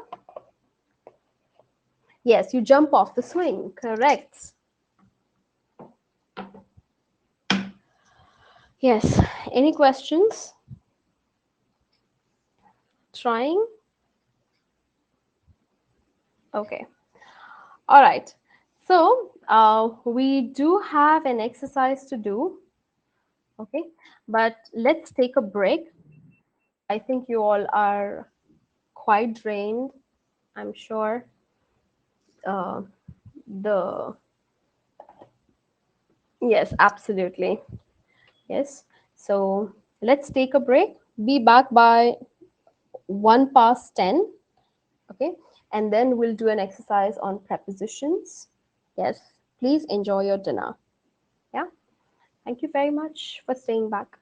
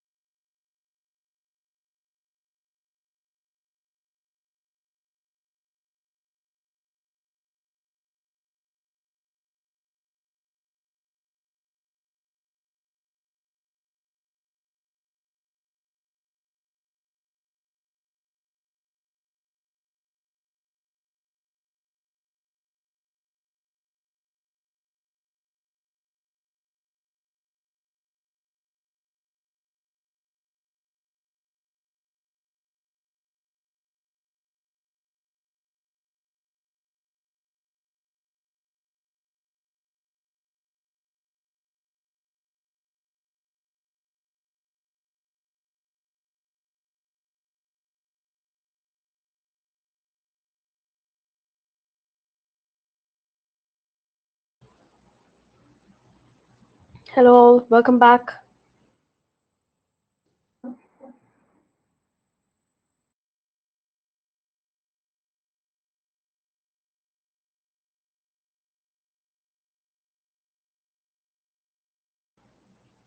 Hello, Nitesh.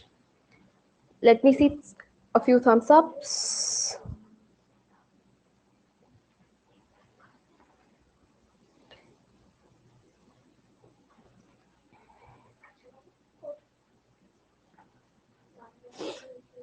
Yeah, hello is also fine, no issues.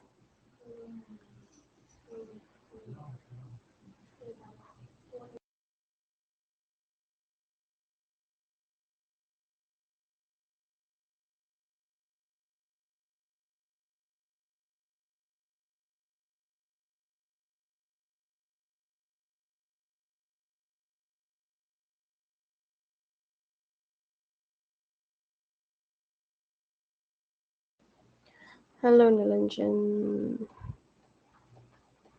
Anshul, Nana.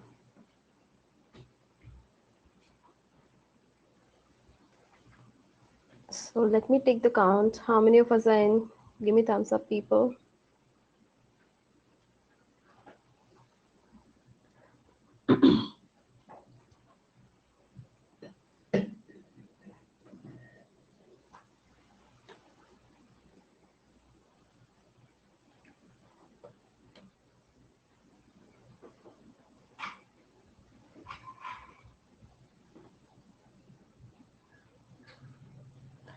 So basically, when you're moving away from something or someone, you move far from. But if you're staying away, which means you're already far, or if something is already far, then you say far off. Yeah, and that's the difference. My home is far off from the station. Yeah, and when you're moving, that's when you're moving far from.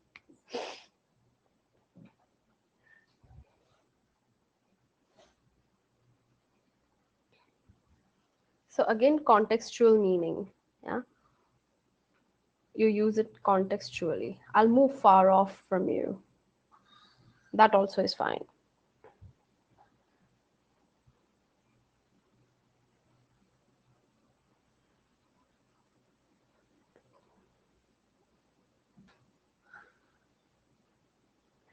Okay, so we have around 45 odd people.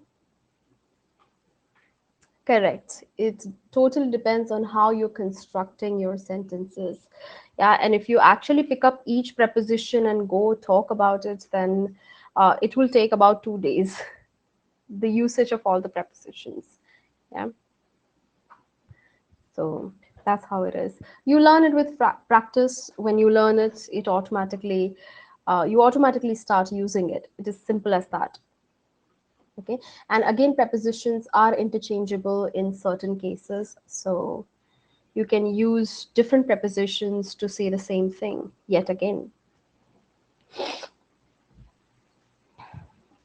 Okay, so let me share my screen and let's do the exercise and then move on with the next part of speech. So the first one, she doesn't like to go far dash her mother.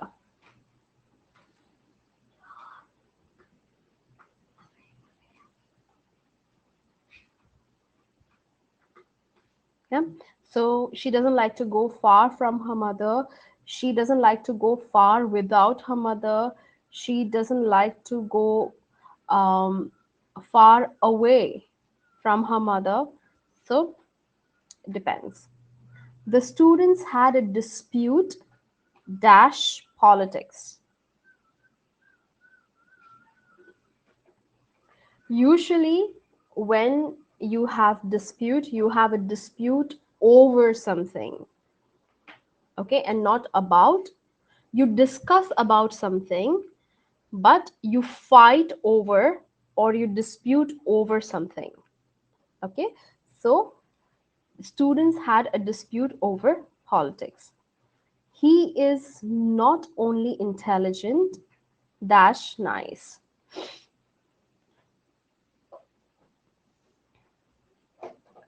but nice.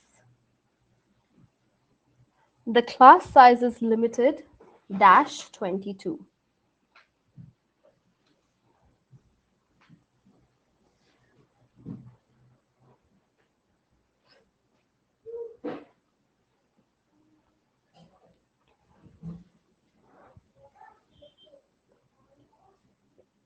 It is limited to 22. Mrs. Finch is thought dash be one of the worst teachers.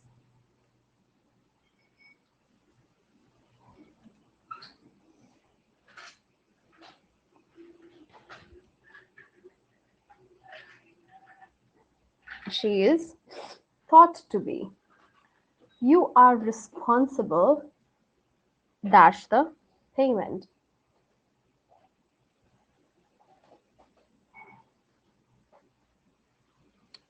for the payment. You have a responsibility dash your fellow residents.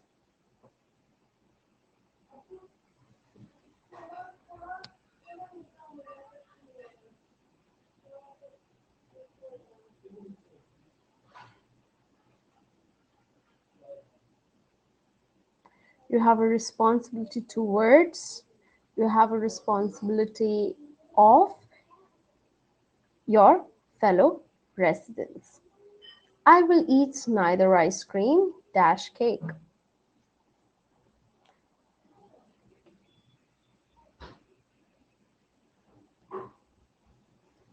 nor cake. I will go either to the movies dash to dinner or to dinner. My paper was based dash the writings we read.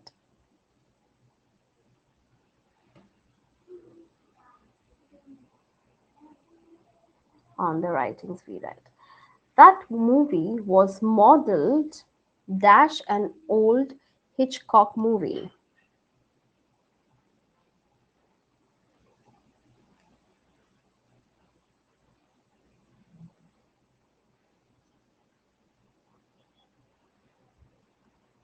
You can simply say based, okay, or you can say on, or you can say based on as well. Success is the result dash hard work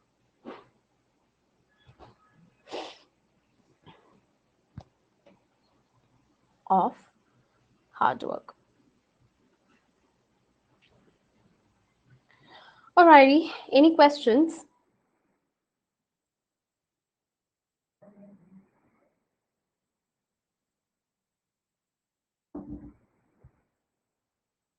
All right.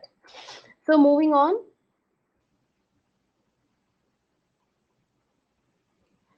the fourth. No, the class size is limited to 22, not for 22.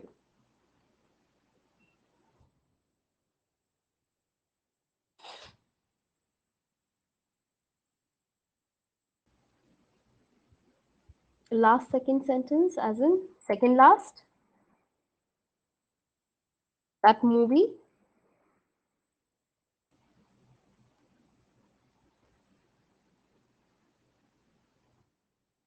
Wait a second. Let me share my screen. Okay. Yes. So, what is the question? Can we use by in the last sentence? No. Is the result of.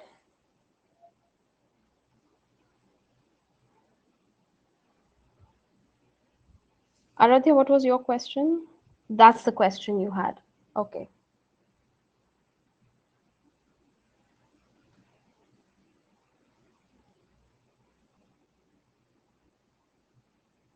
That movie was modeled. 11th number, could you specify the number, please? Sentence number 11th. 11th number, that movie was modeled on or after or based are fine. The 10th, my paper was based on the writings we read or after is also fine. Based is already there.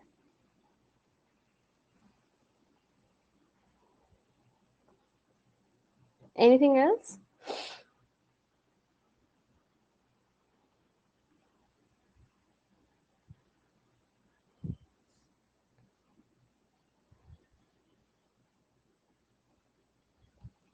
Fair enough.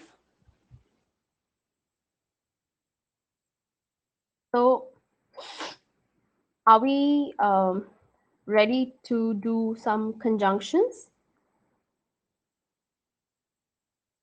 Yes. So, what are conjunctions?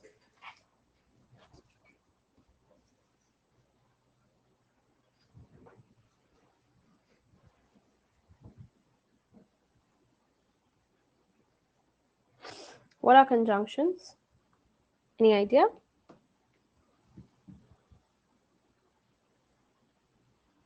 To connect sentences. Only sentences?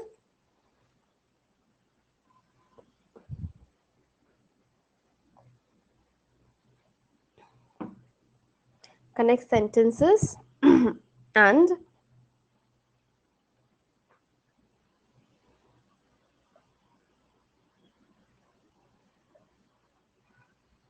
to connect words as well. Okay. Yes, absolutely.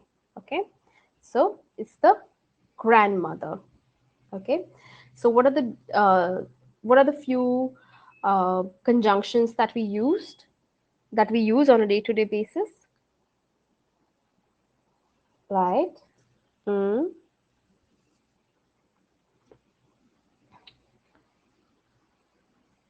correct.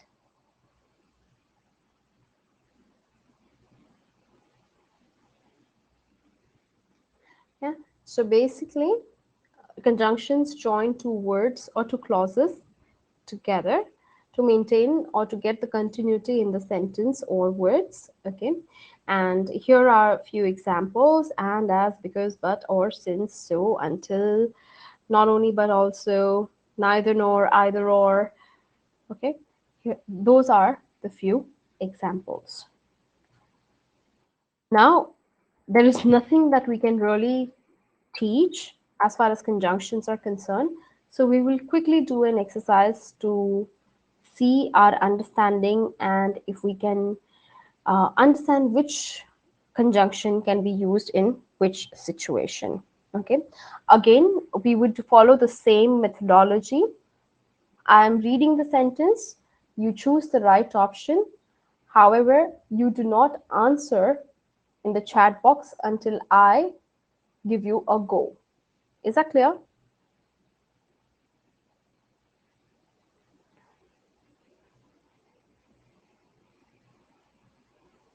Lovely. Yeah. So I'm reading the first one. We cannot believe that he is the man dash saved you from drowning. Please read and consider your options.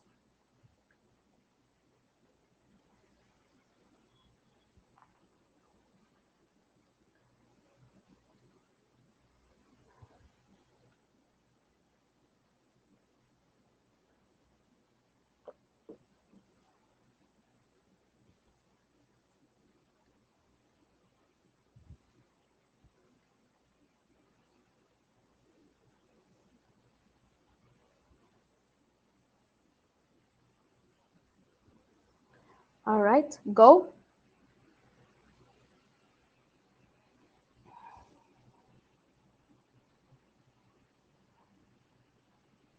Correct. Who saved you from drowning? The only thing dash stopped her from going to study abroad was the pleading of her grandmother. Wait, do not answer.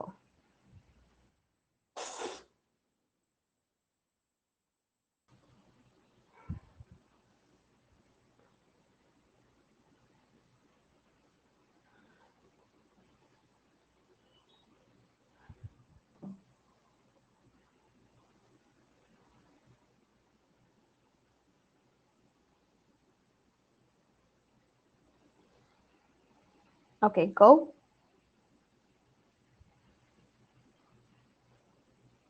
The only thing which stopped. So whenever there is a human, it is who, and whenever there is a thing, then it is which. Most folk songs are ballads, dash, have simple words and tell simple stories. Do not answer.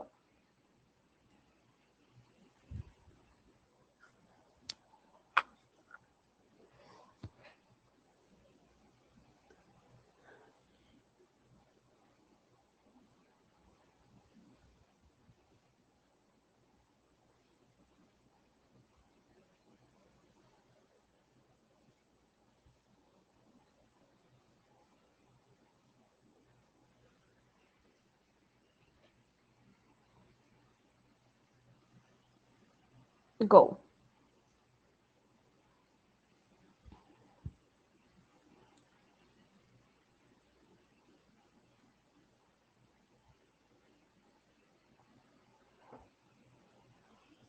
That have simple words and tell simple stories. Dash, other mammals, whales do not have a sense of smell. Do not answer.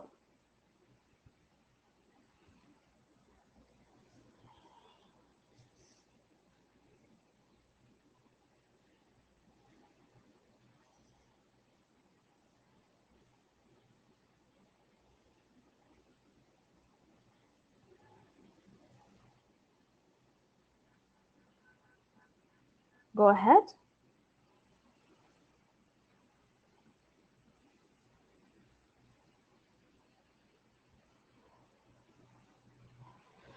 Correct. So there is nothing as not alike. You usually you say unlike, unlike other mammals.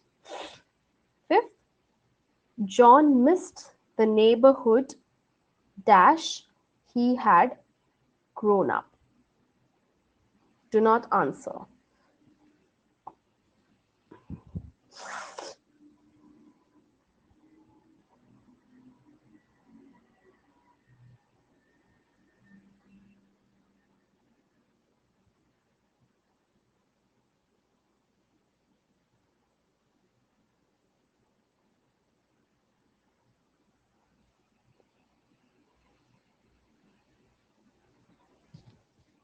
Go ahead.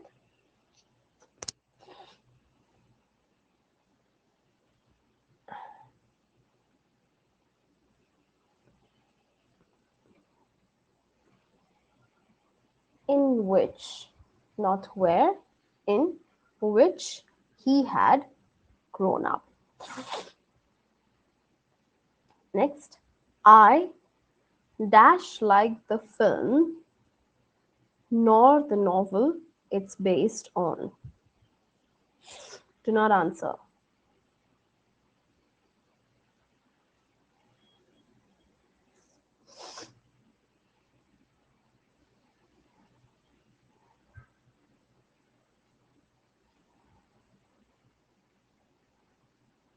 Go ahead. Correct. Neither nor. Seventh, Dash, my brother, and I were upset when we heard the news.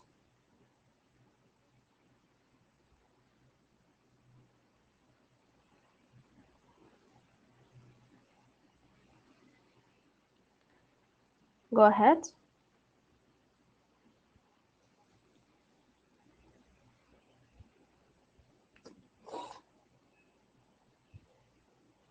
Both my brother and I were upset. I met Tom. Dash, I was waiting for the bus.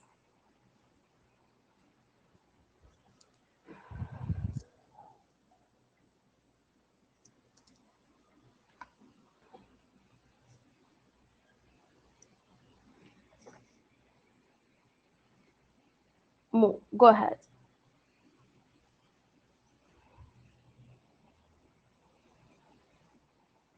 not during, while I was waiting for the bus. I have traveled a lot, dash by train and by plane.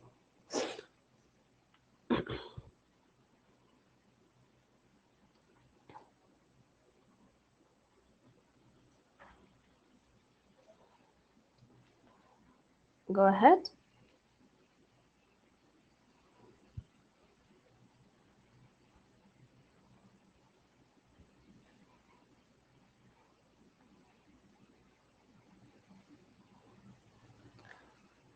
So you use during when there is an activity going on already.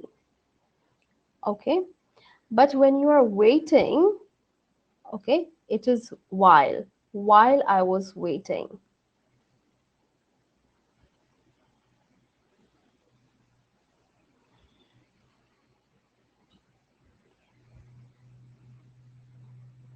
Next, yeah, I have traveled both by train and by plane. I wouldn't like to go to Scotland. I wouldn't like to go dash. So this is first person. I wouldn't like to go to Scotland. The second person says, I wouldn't like to go dash.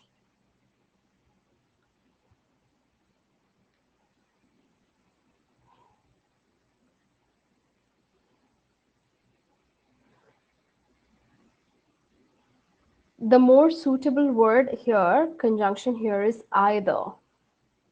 Okay. Neither is already taken by the first person. I wouldn't like to go to Scotland. So, second person, whenever he or she says, they would say, I wouldn't like to go either. Yes. How as in?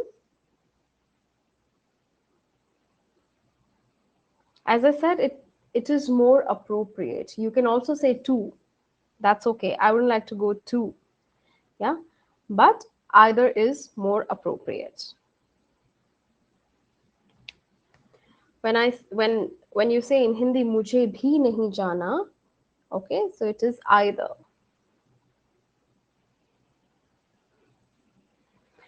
Clear?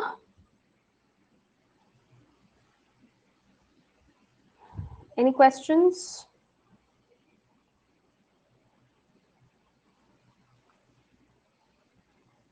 One as in number one sentence, the first blank. What about that? What about that, Anshul? We cannot believe that he is the man who saved you. He is the man who gave me the gift. She is the girl who showed me the way. Okay. So basically, when you're talking about a person and you're adding conjunction, you add the conjunction who. Yeah. Fifth, John missed the neighborhood in which he had grown up. There is no conjunction called as in where. Okay, it is in which he had grown up. That's the place. Which is the place? That's the place he had grown up. Okay, clear, Anshul, Niranjan?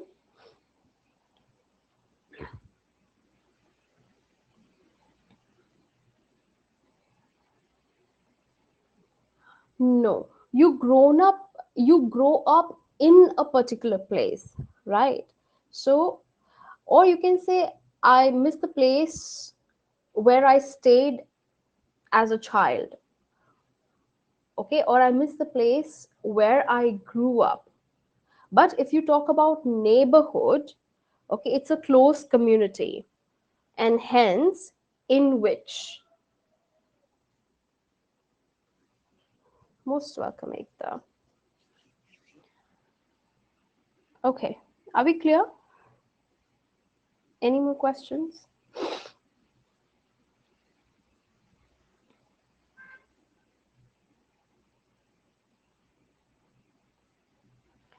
It's okay, Vipul. You can use both. It's just that either is more appropriate. You can also say, I wouldn't like to go too. I wouldn't like to go as well. Yeah. I wouldn't like to go either. It's about which is more appropriate.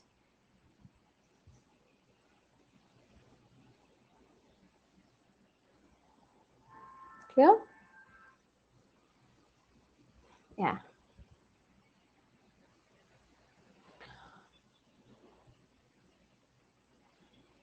Okay. Great. So on that note, we move on to interjection. Okay. So interjections are quite easy. All right. There is nothing to study or worry about interjections, but just because it is a part of speech, we would talk about it. We would take 2 minutes to talk about it. Okay. So interjections are basically words that express, words or sentences that express sudden emotion, feeling, whether it is a positive or negative feeling does not matter. Okay, it expresses a sudden burst of feeling or sudden burst of emotion as a matter of fact. For an example, when you drop something, what do you say?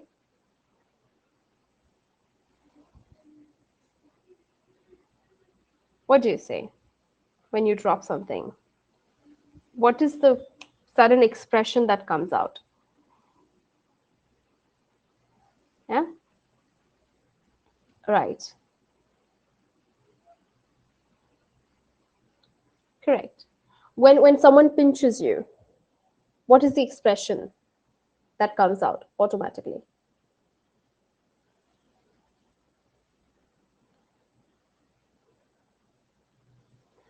Right.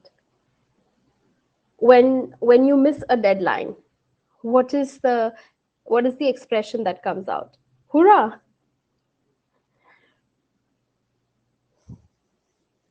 Yeah, but not in English, Ariyar, right? Oh no. Correct. Yeah. So what are these are interjections. These are the words that express certain feeling. If someone gives you a nice surprise, what is the feeling? Yeah. When you taste something yummy, what is the feeling?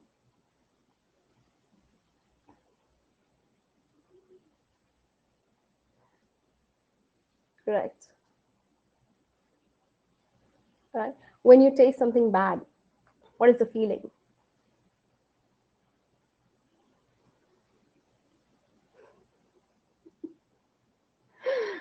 Right. I see weird spellings. Okay. The fact of the matter is these are all interjections. When you win, what is, yeah.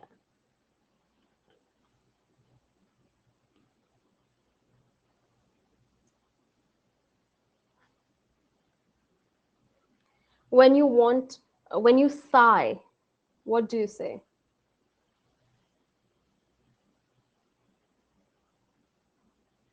Sigh.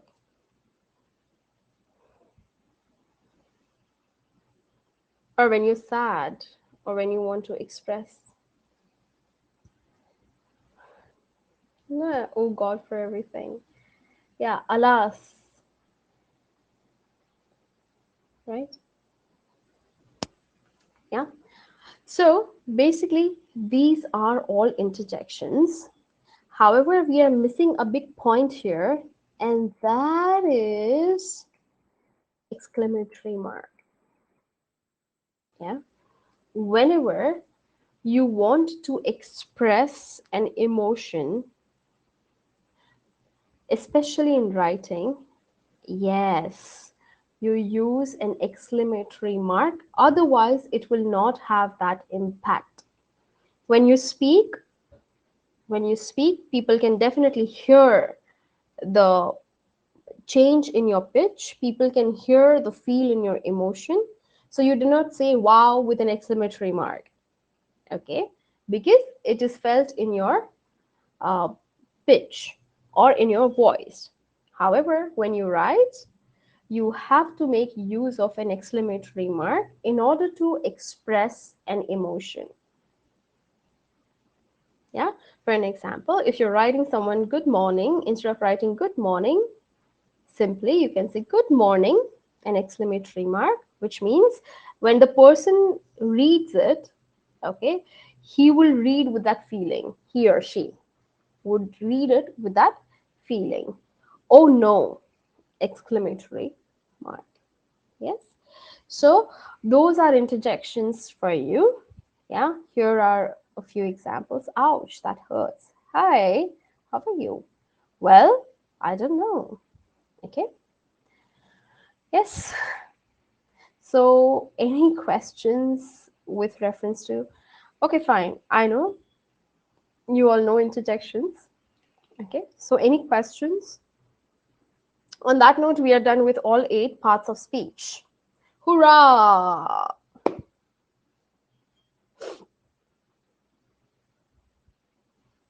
Yeah. Okay. Looks like no questions.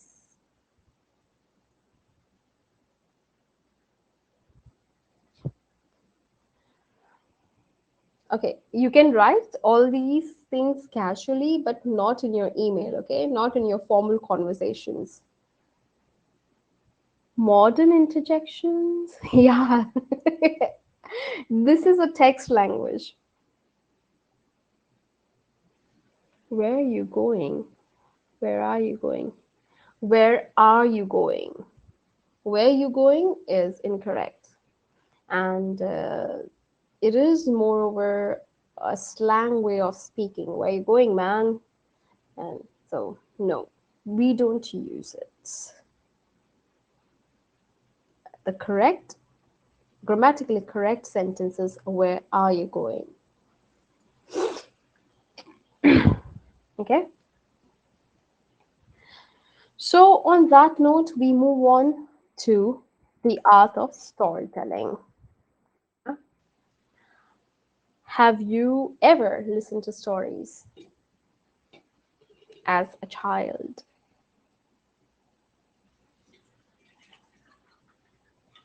Where you're going is more of pop culture. Okay. However, it's not a business language.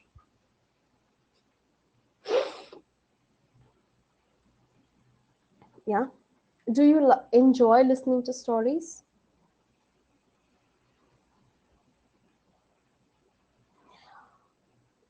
What makes it so interesting about stories? What is it?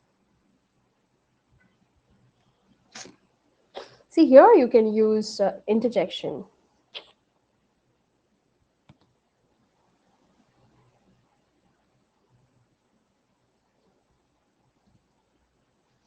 Okay. Uh-huh, Anand, Shabir. Okay. Even say, even if you say you don't have a visual, just listening to the plain story, would you still enjoy? Yeah, it taps your imagination. Thank you, Daljit. Just listening to the story.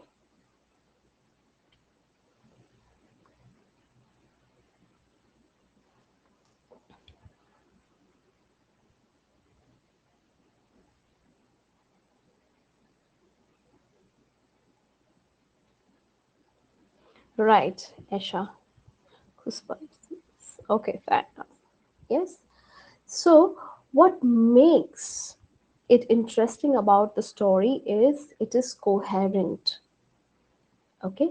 Coherence means that basically a particular sequence is followed. Okay. And it takes you into time travel. It travels from the beginning to the end in a coherent manner.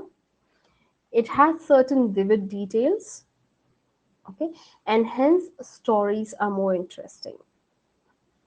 Also also as we started as humans, before even we started writing, okay, our ancestors always told stories. So basically, the knowledge was passed from generations to generations to generations in the form of stories. Right, Warli paintings, very nice, great examples. Okay, so basically, that is what? That is symbols. Okay, so as we started as humans, we didn't have language, we didn't know language, so we use sign language, and that's when, when you see our uh, ancestral structures, you will see carvings. Okay, and those carvings are a good example of sign language. Then we evolved folk songs. Absolutely, tell stories. Okay, post which we evolved into speaking the language. Till then, we did not have alphabets. Okay, so that's when the stories were passed from generations to generations. And it is very recent that we have started learning to read, to write. Okay, and hence we as humans are still attached to stories. We as humans still understand if something is being told to us in a story form. And that's why you would remember a story that your grandmother, father might have told you when you were in grade 4 versus grade 4 geography. Yeah? How many of us can relate to me? I want a thumbs up.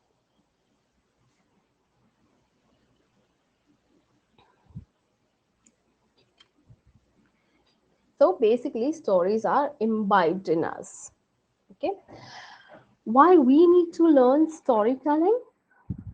Because storytelling is now extensively used in businesses.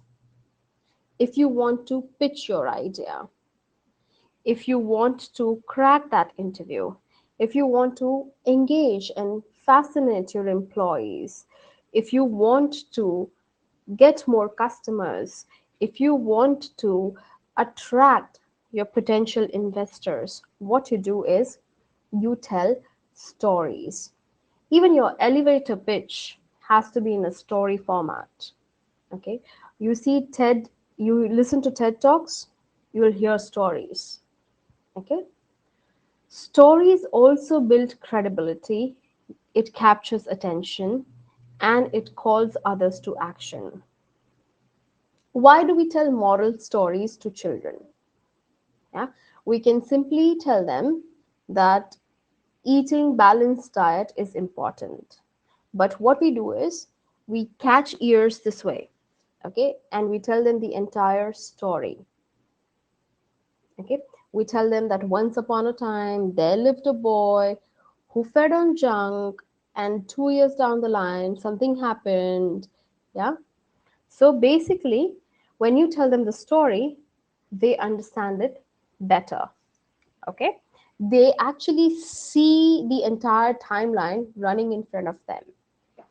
Yes, it basically taps your emotion. There are religion of various examples of business storytelling. For an example, if you're giving an elevator pitch or if you're pitching your product, okay, you can say that, okay, this is the software that I want to present, that I have created.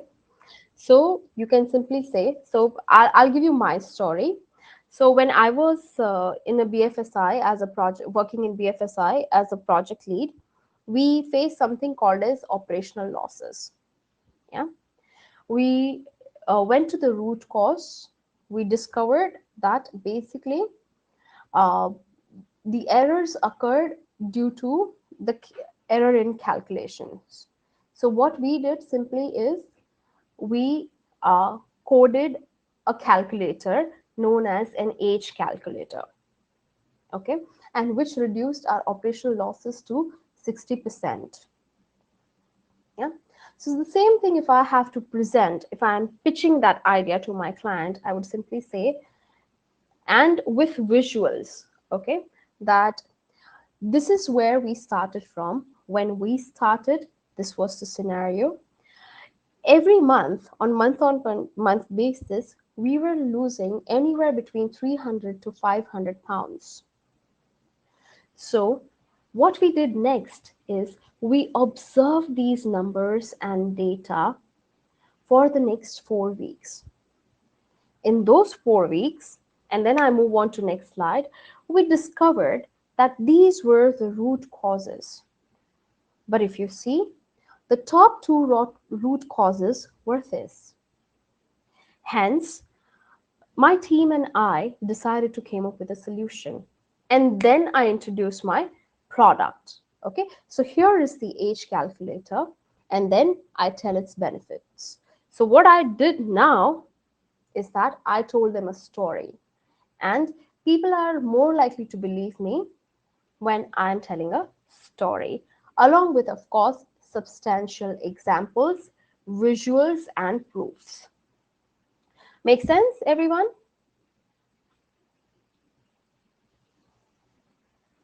Great. So basically, there are a lot of benefits of storytelling. If you can learn storytelling, you can win a lot of clients and trust as well. Yeah. The best example of storytelling or business storytelling is the advertisements that you watch. In 30 seconds, 60 seconds, and 90 seconds, they can exactly tell you how the person's life transformed.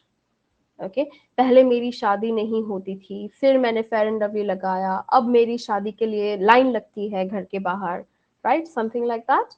या it gives you a hope, correct? Absolutely. Yeah.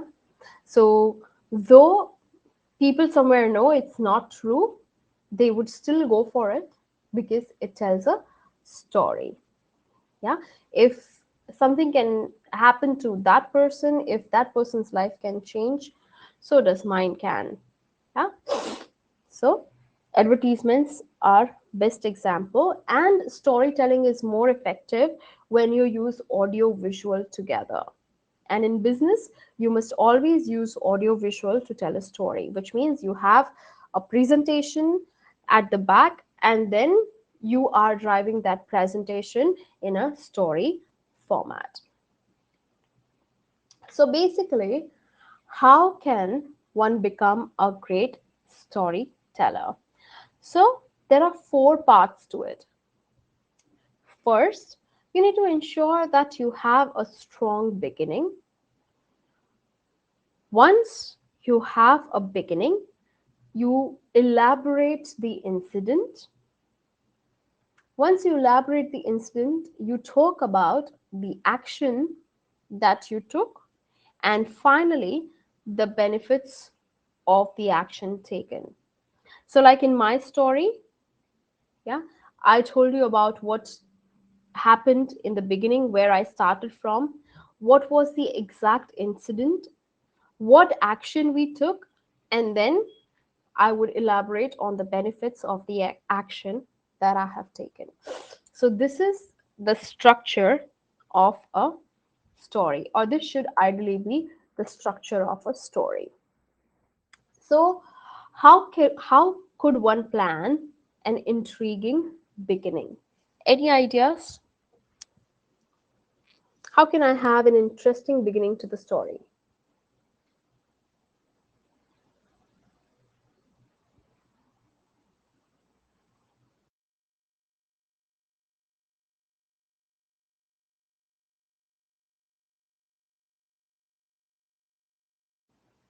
Okay. And how exactly could I spark curiosity? Mm-hmm.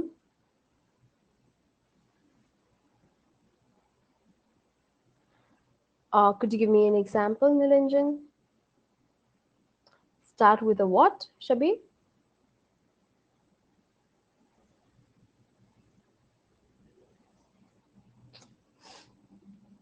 That would always come in the end, Anand, when you mention the benefits.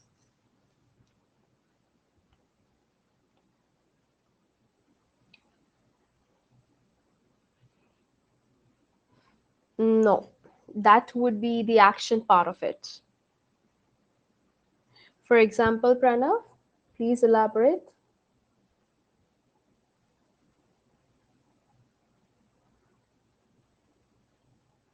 As in Anish.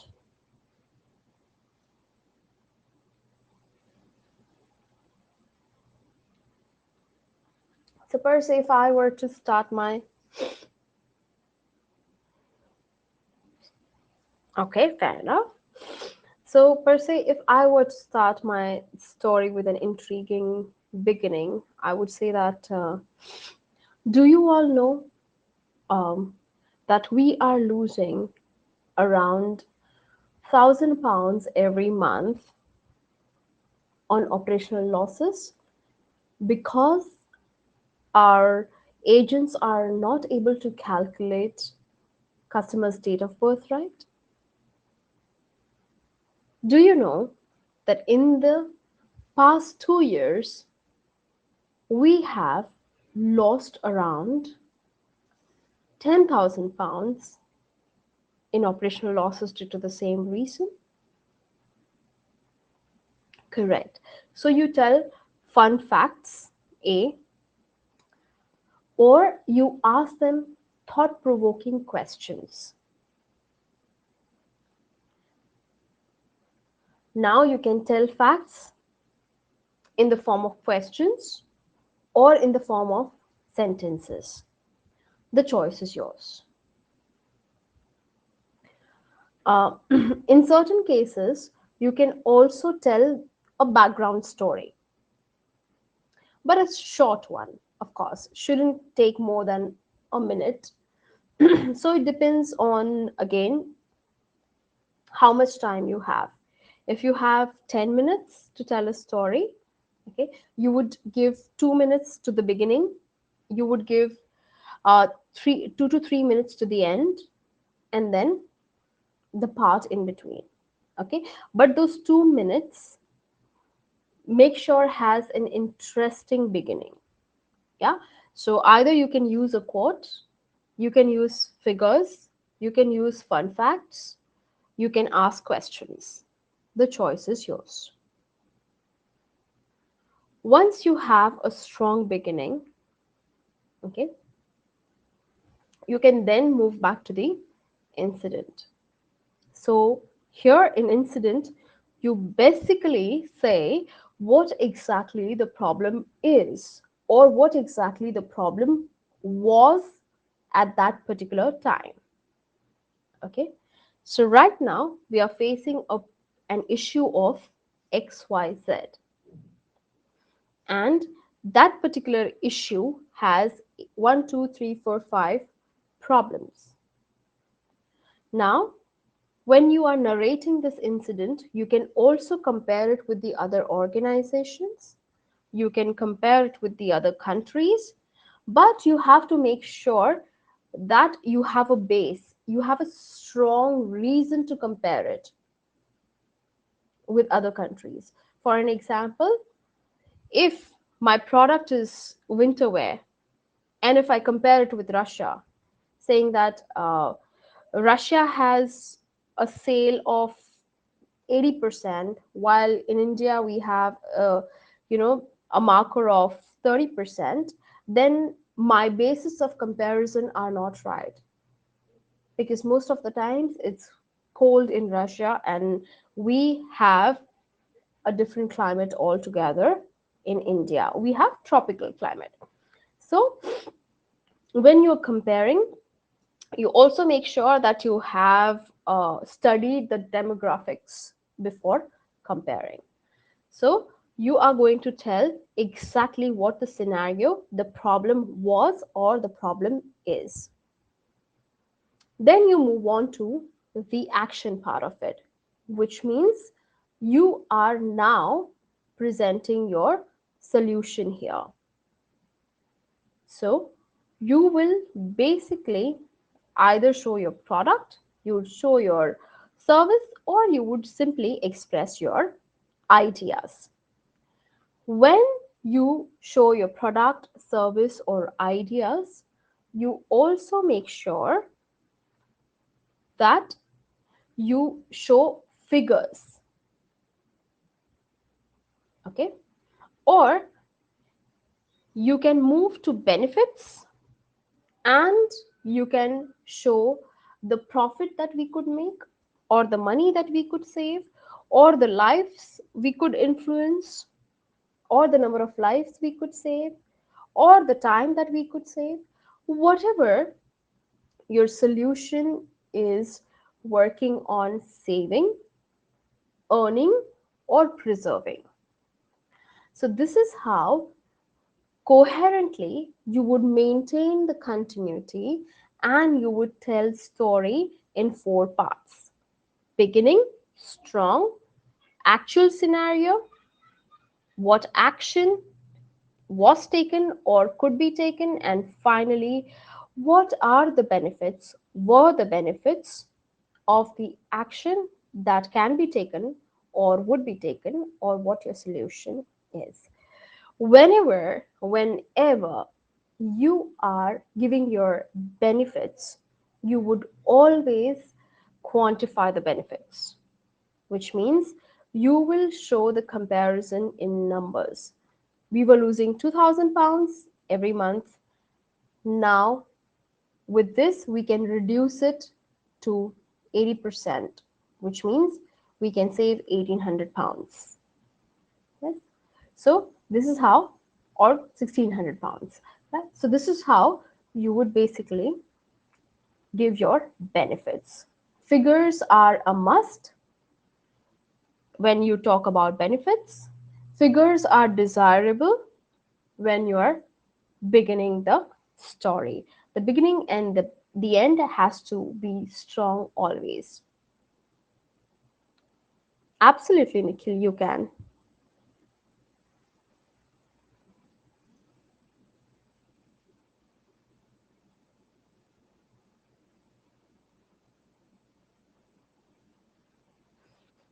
Yes, Vipul, but also losing those 1,000 pounds was a fact, right? And everyone's well aware of the fact. Yeah. So this is how basically you would create the structure of your story. Do we have any questions?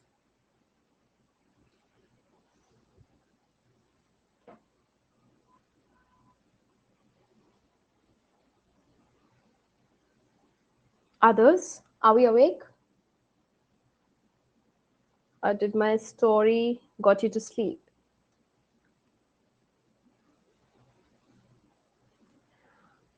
Okay.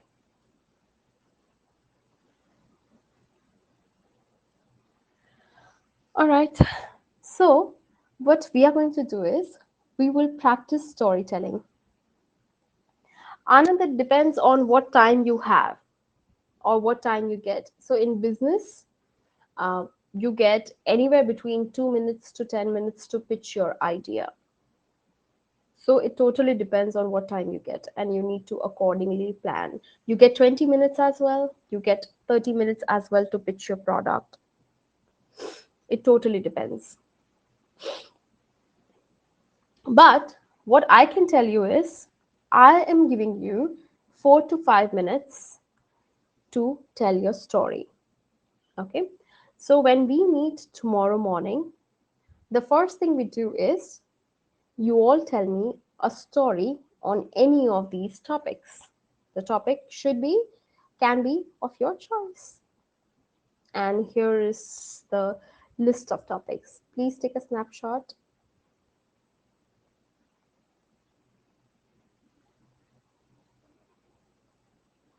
I want you to quickly choose your topic and use the chat box to tell me what would your topic be for tomorrow morning.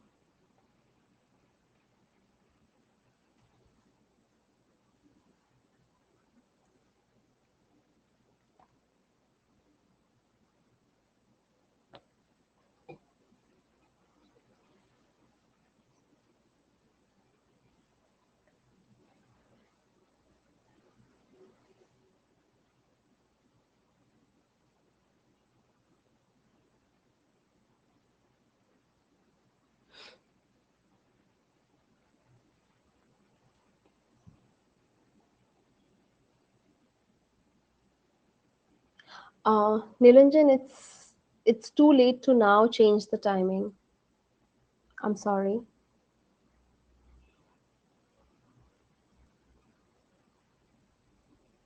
Thank you, Nishant.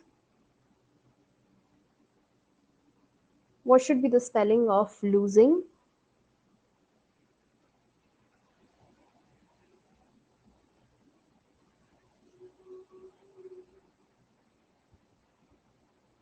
Right. Okay, others? Should I share the screen with you once again? Tomorrow we meet at 10 from 10 to 1. I get it, Nishant. No worries. All right, Nitin. That's interesting, Nana. So, would you all be able to get up in the morning?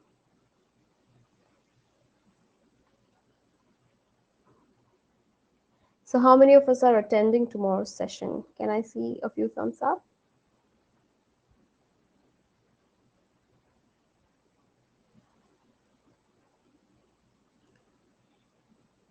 It is 10 a.m.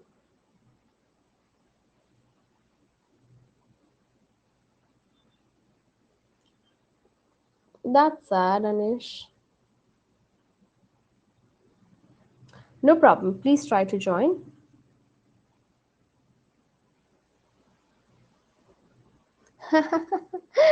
That's good, Ankit. I support your mother.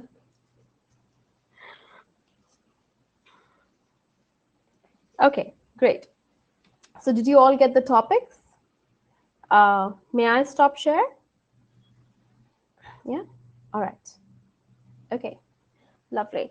So, do you have any questions for me as far as today's session is concerned? How to structure, have a strong beginning, then tell the incident or talk about the problem, then talk about the solution, and in the end talk about what are the benefits of the solution. And that's interesting, Bhuvneshwari. Looking forward to hear your story. Most welcome, Anish.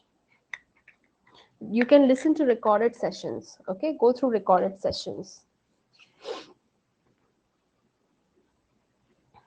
Yes, Nishant. We'll try to cover that up as well. So we'll try to cover up as much as possible. All right, lovely. So if you don't have any questions, I'm not going to hold you for long.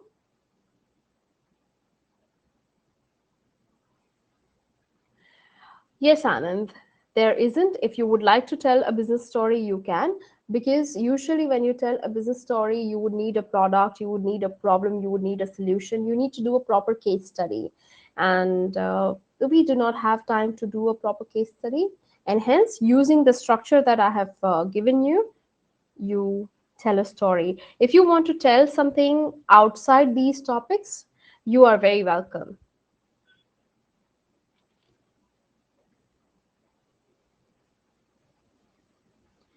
Nilanjan, try and join if you have strong network. You may.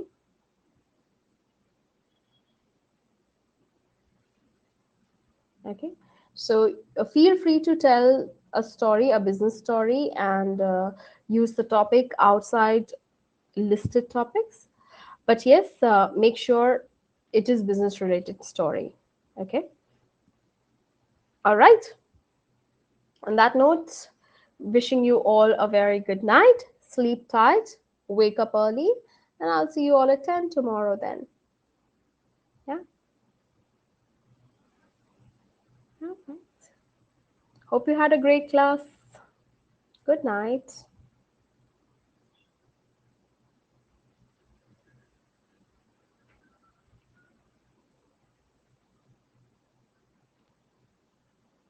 You too, Pranav. Thank you.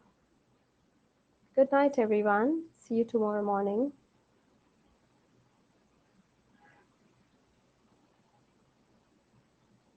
Thank you, everyone. Bye bye.